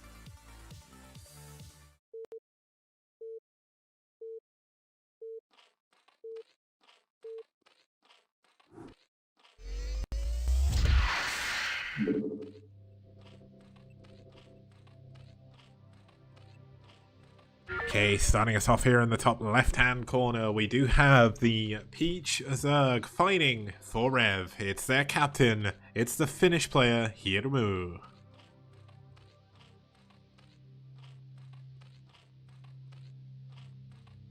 And his opponent spawning up here in the top right-hand position, fighting for... fighting for NaS, sorry, it's the green Zerg player, it's eOnzErG.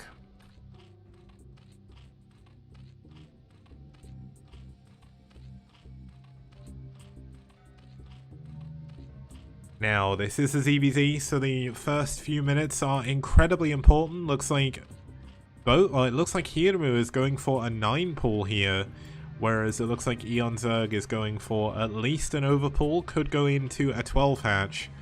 And if it's 9 pull against 12 hatch, eOnzErG could be in a lot of trouble.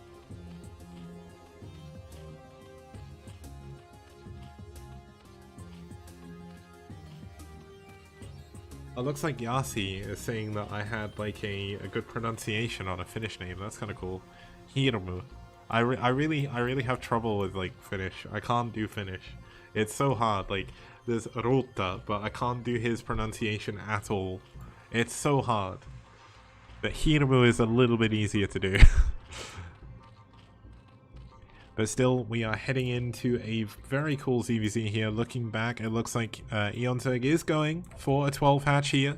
So Hirmu definitely has a good chance of doing some damage here. The rush distances, given it is close by air spawns, by ground, is quite small. Now, eOnzErG has not scouted just yet. He did send his Overlord in a bit of an odd path to try and catch, I think, any all-in.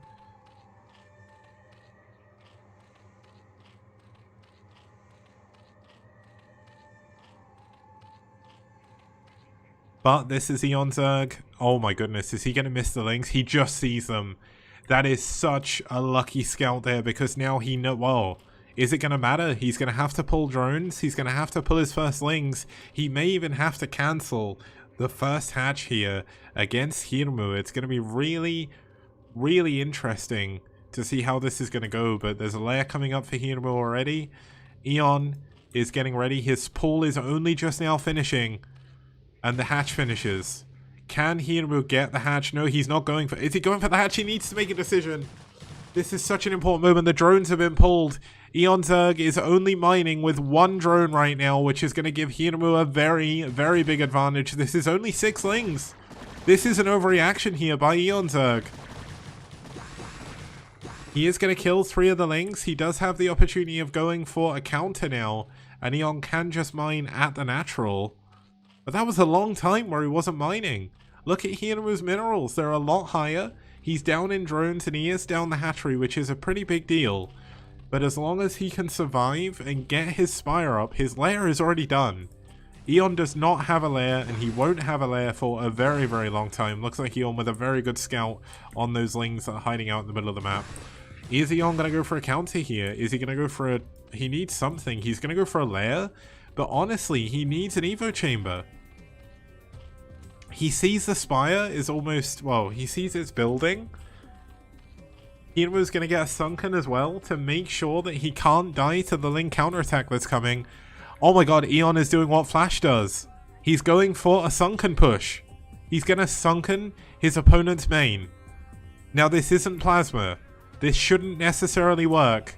But is it going to work here? I think Hirmu may have skipped Ling speed. Is Hirmu going to know this is coming? He should have seen it with his Overlord. But is it going to be enough? Here comes the drones. What a great first game we've got going on here. The Sunken can actually attack these if he uses the bug. But is he going to do it? Looks like the... oh, here we go. He's pulling out. Looks like he needs to get on top of this Sunken. He can't lose the Sunken. If he loses the Sunken, it's game over. But the Sunken's misplaced. He can't drill on top of the Lynx here. And it looks like the Sunken's going to go down. And with the Sunken going down, so is Hirmu. He's going to get some mutas, but not fast enough. And the drones are being massacred here. No drones remain. The Spire is going to go down as well. And eOnzErG has done it. The power plant has won it.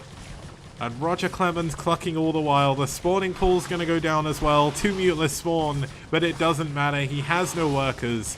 He has no tech, and GG. Hirmu taps out, and eOnzErG wins game number 2.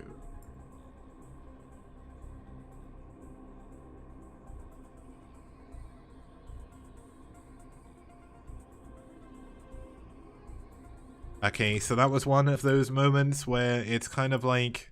well, I guess that's how things are, you know, like, it's just a little bit unfortunate, but it happens. Hirmu put up his best fight. He had a very good position to do some big damage with his Mutalisks, but eOnzErG goes for the all-in, and Hirmu just isn't quite prepared enough with a misplaced Sunken. There was no way he could deal with the problems that were awaiting him. And that is going to be the end of game number 2. We are going to be back with game number 3 in just a couple of minutes. It's going to be Terra versus VIR.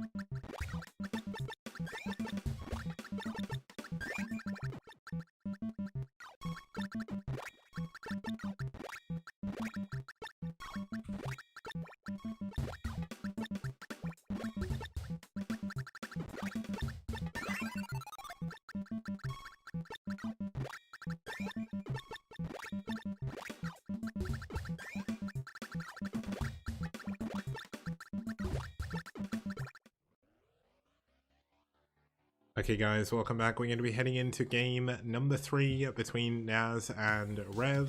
Starting us off here is going to be the Peruvian powerhouse himself, it's Terra. He was on EF last season, but with EF disappearing from the league, he switched back to NaS, where he stayed for most of season 1 and 2. And Terra, a very strong player. He's rank 18 in the STPL rankings, but one of the best Terrans in the STPL by far. He's got a 66% win rate, a 70% win rate against ZeroT, which means this is going to be a relatively hard matchup here for ReV, but with NaS being one of the stronger teams in the league, I think ReV were definitely going to struggle a little bit here, especially without Medino anymore. But it is really cool to see them once again. This is a brand new player for ReV, not really too much I can say about him because I don't actually know him, but he is Swedish. It's just his flag isn't displaying because I put the wrong country, I think. But either way, we will fix that afterwards. Let's have a look at the map, and then we can go into the game. It's going to be Pathfinder, and I say we can go into the game. I never actually loaded up the next replay, so let me do that quickly while I talk about this wonderful 3-player map. It is just over 10 years old. Wait, 10 years? Has it been 10 years? Yeah, 2010. 10 years. I forgot what year we were in. It's been such a weird year. But basically, 10 years ago, Fantasy won an OSL, and this was one of the maps he won on. One of my favorite maps in Brood War. I love playing on it. Not that I play Brood War very often, but I used to play this map a ton when it was on IC Cup. But still, very cool map. But Narsil, Scan vs Hirmu was back in, was that 2018 or was that 2019? It was season 1. Pathfinder was the season 1 map. It was 2018. Oh my goodness. It was 2018 and 19. That goes to show how long season 1 was. If you didn't join us all the way back then, that was an incredibly long season. I think without a doubt it was the longest season of any esports event, maybe of all time. It went on for nearly 2 years. It was not meant to, but it did. But that was season 1. That was a long time ago. We've got a lot better since then. Season 3 was 15 weeks. Season 4 is going to be around 15 weeks as well. And then season 5, who knows? The score currently is 2-0 in favor of NaS. Terra, if he can win here, is on match point on Pathfinder. But we'll have to see how that goes. Let's get into game number 3, it's Terra versus VIR.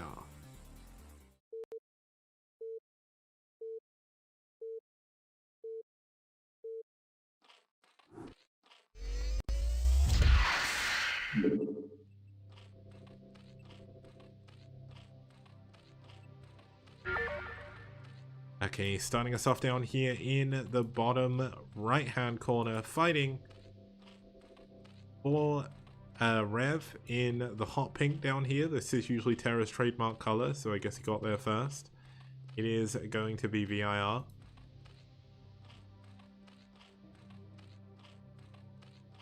Sorry, that's in the top middle. That's not the bottom right. I looked at the minimap.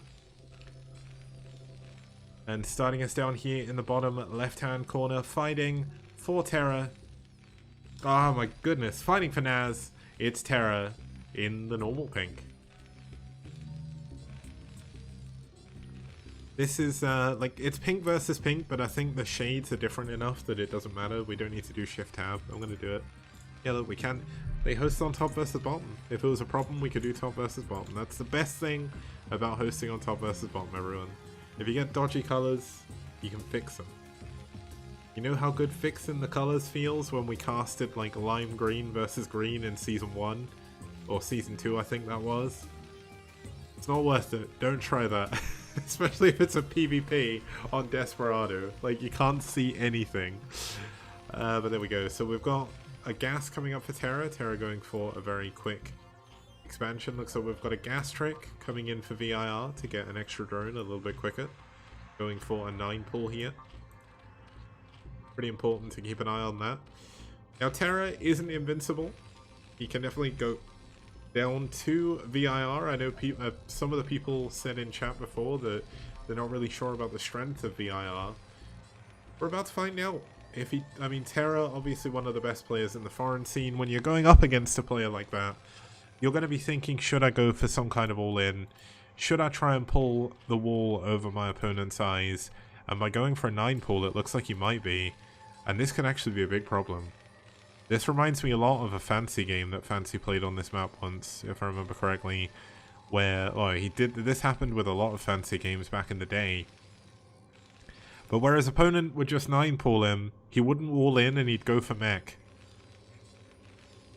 And it's really hard to defend against Lings with SCVs. Like, I know SCVs, people say they're Gundams, like, they don't die or whatever, they got 60 health, but when you're playing Terran, if you don't micro perfectly, your SCVs will die, and then you really wonder, like, why is it whenever I watch Flash? Oh my god, VIR doesn't know where his opponent is. Oh no. Oh no, surely. No, no, VIR, no. No, come on, you've just walked past his base. Go back. Oh, that could be the move that actually wins Terra the game. That's going to allow him to get a second Marine out. Looks like the Lings have come in. They do get into the base at just the right time. They kill the SUV, but not before the factory is finished. And that is the problem, because if it had got there sooner, he wouldn't be in this position. He's going to go for the Marines. That is a good choice, but he's going to have to get ready to cup the Vulture. If the Vulture gets out, that is not where he wants to be. But look at the lack of panic here from Terra. Terra knows he's fine. He's got his Vulture out now. And that miss micro, the miss micro there by VIR to send his Lings to the wrong place may have just cost him very dearly here.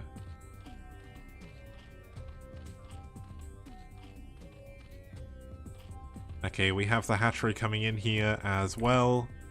So he's going for 3 hatch. There is a creep colony coming up, so he will be able to go for a sunken. But there's 2 vultures on the way to his base, and the sunken isn't done yet. He's going to have to hold on the ramp as best he can. But with 2 vultures, this is going to be difficult. Now the sunken's finished. Can he delay enough? That is the question. The vultures are now stuck. He can move them, but he's going to take damage. And he cannot see anything. Now the Overlord did see the starport coming in. We saw that on the minimap come in from the left-hand side. So he does know the Wraiths are coming. But is he going to prepare for them? We saw in Game 2 of Series 1, a Zerg player did not respect the Wraiths and lost all his Overlords. So looks like we are going to have a Hydra Link coming in, but it's coming in late. Looks like the Vultures are both going to go down. Now this is when VIR needs to just send everything. He needs to go all in with his Lings. There's not much defending back at home. He's got a single Vulture on the ramp. He's going for speed. There's no mines. With Link speed, which he's... Has he got yet?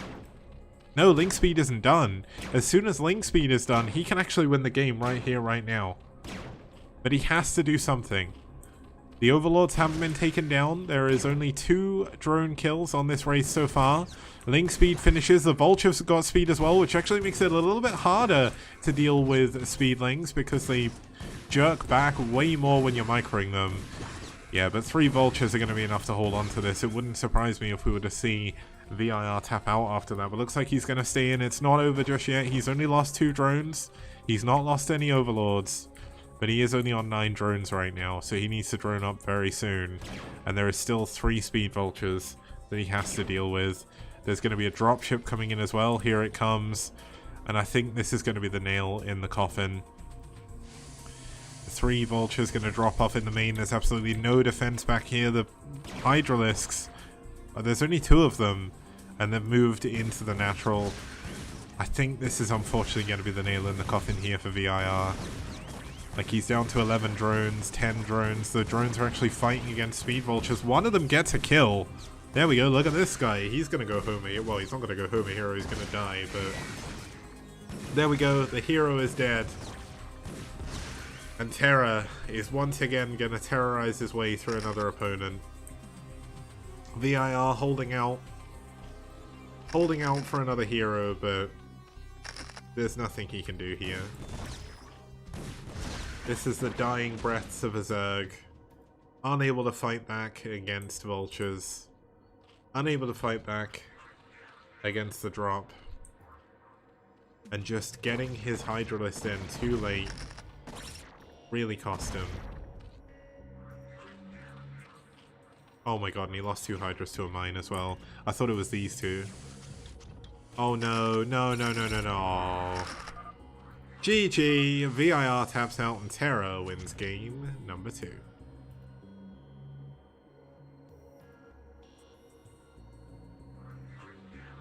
Okay, so that obviously was a very straightforward game just there.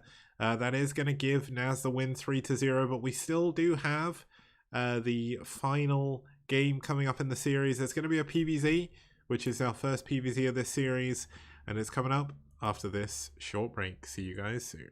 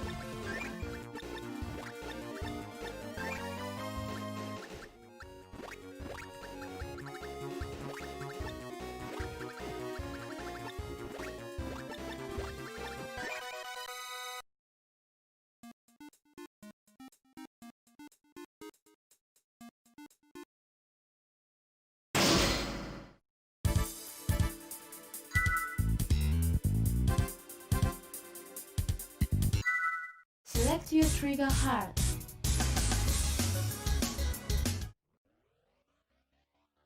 Okay guys, welcome back. We're going to be going into our 4th and final game of this series and today's STPL. Starting us off here for NaS, we have StRyKeR, a brand new player to the roster. Not really too sure what to expect from him.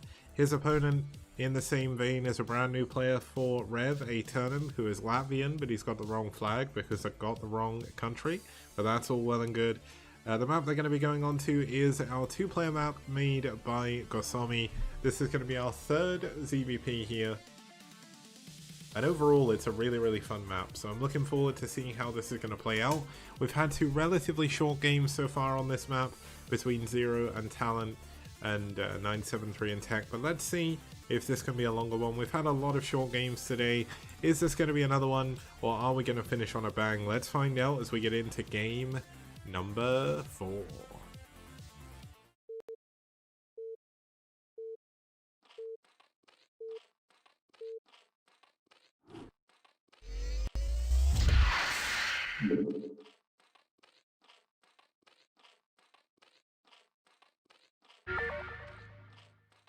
Okay, starting us off down up here in the top left hand corner, we do have the red ZerG player fighting for NaS. It's StRyKeR.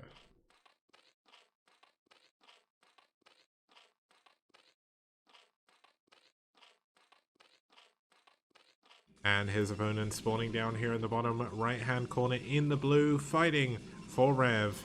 It's Aeternum. It's not a Ru. A Ru's a different player. I think this guy's Latvian and I just put the wrong flag. That's my bad. Now it looks like we are going to have a forward wall here. This is where the choke is. It is a little bit harder for Protoss to wall in on this map against ZerG because it is quite far away from your nexus, as you can see here, but it does give you plenty of room for cannons, so it's not the end of the game. You did unfortunately miss the Scarfs game. That was game number 1. But you can check out the VOD on YouTube, which should be going up very, very soon after the cast. On Monday and Wednesday, I managed to get the VOD up for YouTube about half an hour to an hour after I'd finished casting, which is a lot faster than when I used to do it through Twitch. The other thing is, if you go onto the YouTube stream, you can actually go back in time and go watch the game now if you want to.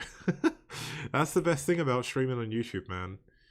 Like, I'm dual streaming Twitch and YouTube at the same time. If you want to check out the STPL YouTube channel, you want to be heading to STPL TV, so youtube.com/STPL TV, which is the same as the Twitter as well. Now, Aeternum is going to try and block the hatchery for as long as possible. Nice move so far. Gets 2 blocks, 3 blocks. StRyKeR not having the best luck here. He can actually lose a drone. Aeternum doing very, very good with his probe micro. And he's going to block the expansion. And that is definitely not something that StRyKeR wants to happen. And definitely a good move for Aeternum here. He's going to get another block. Oh, he's going to get the pylon there as well. He's like, okay, no, you ain't mining there. He's going to glitch through the egg and going to expand behind here. Now, this base is safe against zealots, but any ranged units can attack the minerals, so it's not completely safe. There is a downside to the base. Now, there are lings coming out, which obviously do help defend against this probe, but the base is still not up. And he's still keeping his probe alive. Okay, the probe goes down, but that's not the end of the world. There is 2 zealots over here, but there's no forge. Now, I really hope this isn't going to go the way that I've got this horrific vision of seeing, where we have a 4-minute game, the STPL curse, where the lings just win the game. I mean, the forge is coming in, so it means there's going to be a wall, which is super important. The 3rd zealot comes out as well. And I think he should be okay to hold this now. Pylon coming up behind this. Obviously, the Nexus has been delayed to do this. The 3rd hatchery is coming up over there in the top left-hand corner. No gas has been mined yet for StRyKeR, though. He's just going to start mining his gas, which means there's no ling speed anytime soon. And that's very good for Aeternum. He's not going to have to worry about that. Nexus coming in as well. No need for a cannon just yet, but we'll throw down a safety cannon when he gets to 150 minerals, most likely. Aeternum definitely doing very, very well in this game so far.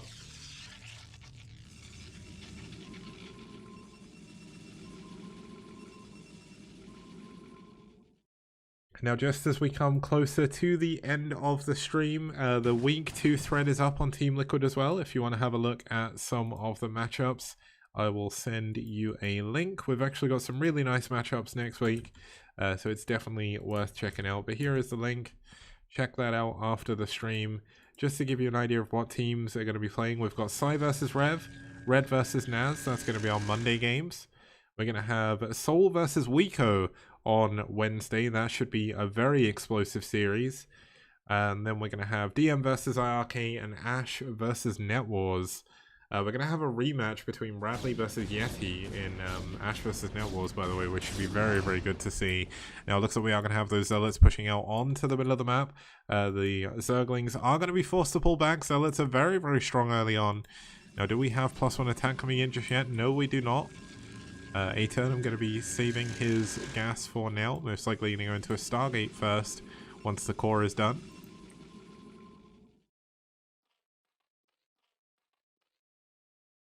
Oops. Sorry, that was me dropping my coaster for my glass.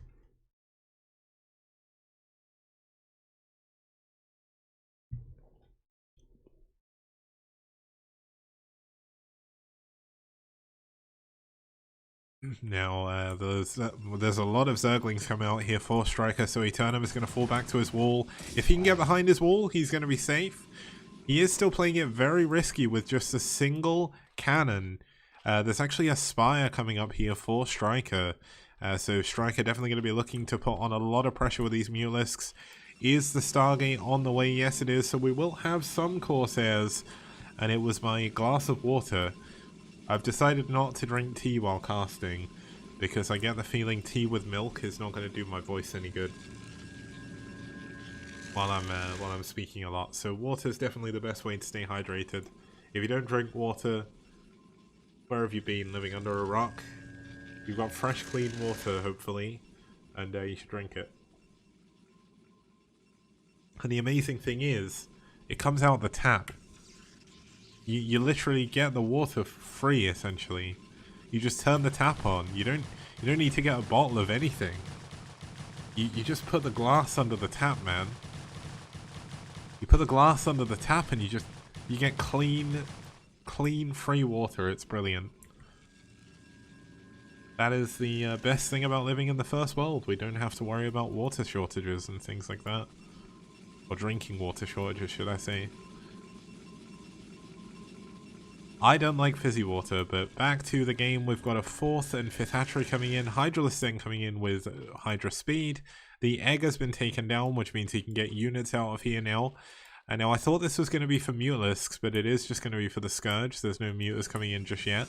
Scourge trying to intercept the next Corsair, but it's not quite done just yet, so not going to find any damage there.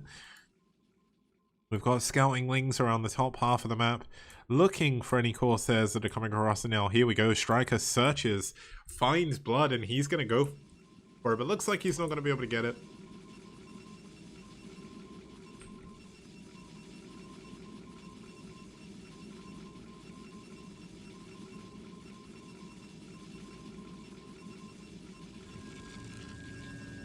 We do have the Citadel of Doom coming up. Templar Archive is going to be very important here, but this is a macro game coming out of StRyKeR. Did I never turn the music on? I didn't. There's not been game music for a while. I didn't actually turn it on at the start. There we go. But it's Protoss and Zerg music, which, let's be honest, isn't quite as banging as the Terran music. Terran music is the best, without a doubt.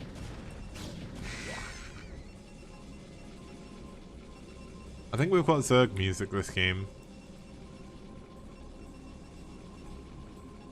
The one thing I do miss is the ability to pick the race you're observing as, so you'd get like the different UIs and the different music.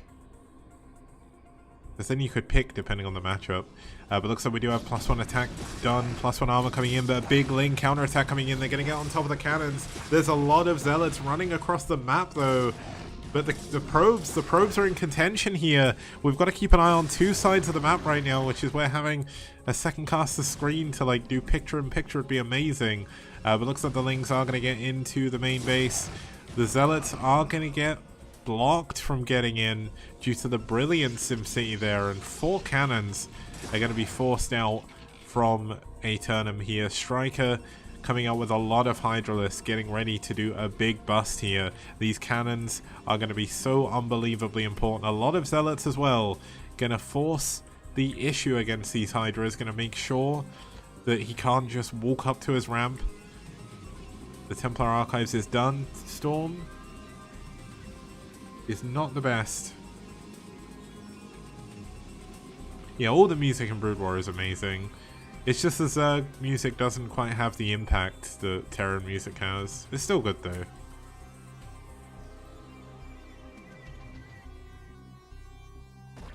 Okay, the Zealots getting get caught out here in the middle of the map. They are not going to be heading home. So they are going to have to force their way to fight around. The one interesting thing about the way this map operates, we'll zoom out and show this a little bit.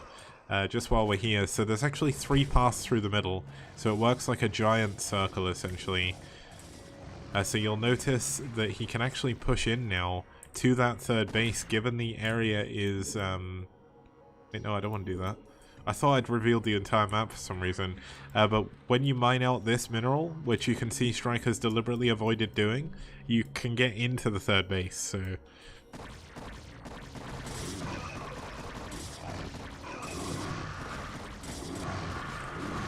Okay, the ZeloT's getting a very, very favorable trade here against those Hydralisks. +1 attack is done, +1 armor is almost going to be done as well. The High Templar coming out here, they're on their own though, need to be very careful. Don't want to be losing those for free whatsoever. There's actually a DT hiding up here waiting for drones to come.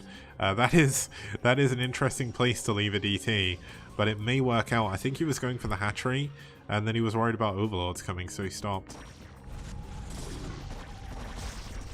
I can hear the game.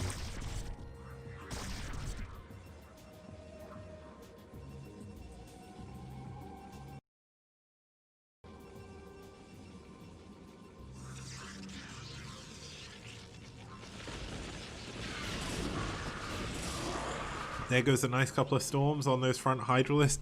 Using the damaged Hydralisks though to make them into lurkers. Definitely going to be worthwhile. There's a big lurker contain being set up out the front here, and every storm is going to be pivotal. The lurkers are in a very forward position. This is definitely not what you normally see, but he is going to be looking to push the envelope, try and do a lot of damage. Someone said Control M and Control S, but I'm fairly certain the game sound is playing. But either way, we've got a nice set of storms going in. Gets another one of the lurkers at the front, and he is doing very, very well so far. Looks like the DT didn't get any kills, does go down. That's very, very unfortunate. No drones were ever actually sent over to the hatchery, which is not something he wants. But the units from Aeternum are getting stuck in his base now, and that is definitely not where you want to be. The one option he has is to expand here and mine through these minerals so he can get out of his base that way.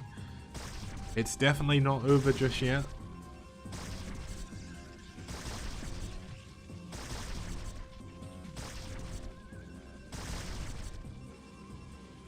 Now, we have the observatory now. We should have an observer out on the field. Here we go. Does need to be careful though. There is an observer there already.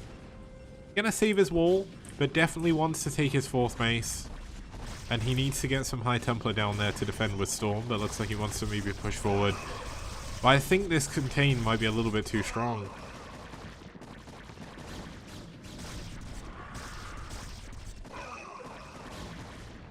And looks like this is going to go down. There we go. GG. Aeternum taps out. Nothing he can do against a Hydra contain that powerful. And that is going to be the end to our series.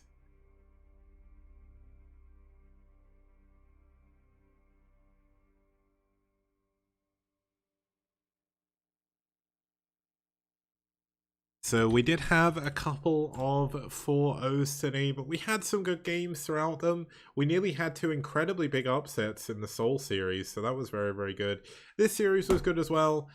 Scarfs, unfortunately, didn't really pick the right thing to do on Rosen Bridge, but it is a new map, so there's a lot to learn.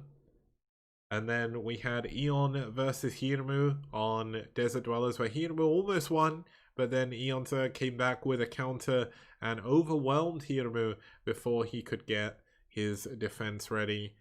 Terra beating VIR on Pathfinder was a very straightforward game, but once again was kind of close depending on how the game would have gone a little bit earlier on.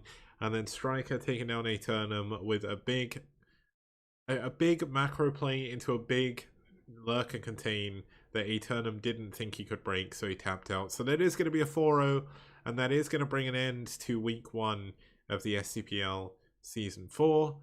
But we still have 8-9 weeks to go of the normal season, and then we have another 4 weeks, 5 weeks of playoffs as well.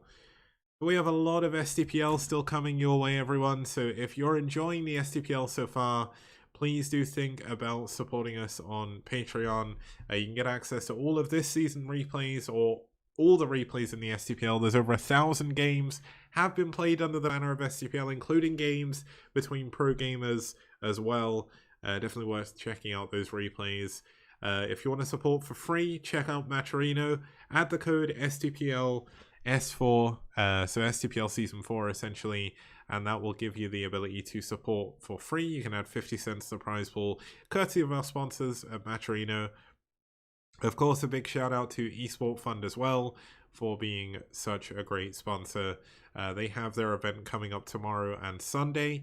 That'll be the RCG being hosted by Zero. There is a vast number of casters that are going to be involved in that, so do check that out. Unfortunately, I'm not going to be casting it. I'm going to be chilling, but I will see if I can check out the games as well. So thank you so much, guys, for tuning in. And I will see you guys on Monday for some more STPL. Have a very good afternoon, evening, or morning, wherever you are. And good night.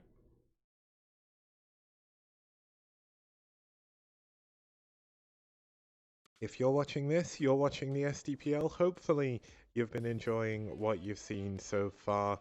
If you want to help me make more STPL content to bring more tournaments to you, please support us on Patreon, which you can find up here. And also, there's so many different things you can get through Patreon. One of the main and one of the easiest ones to get is, of course, access to all of the replays of the STPL so far. We've had some amazing games, such as some of the games you can see just over here.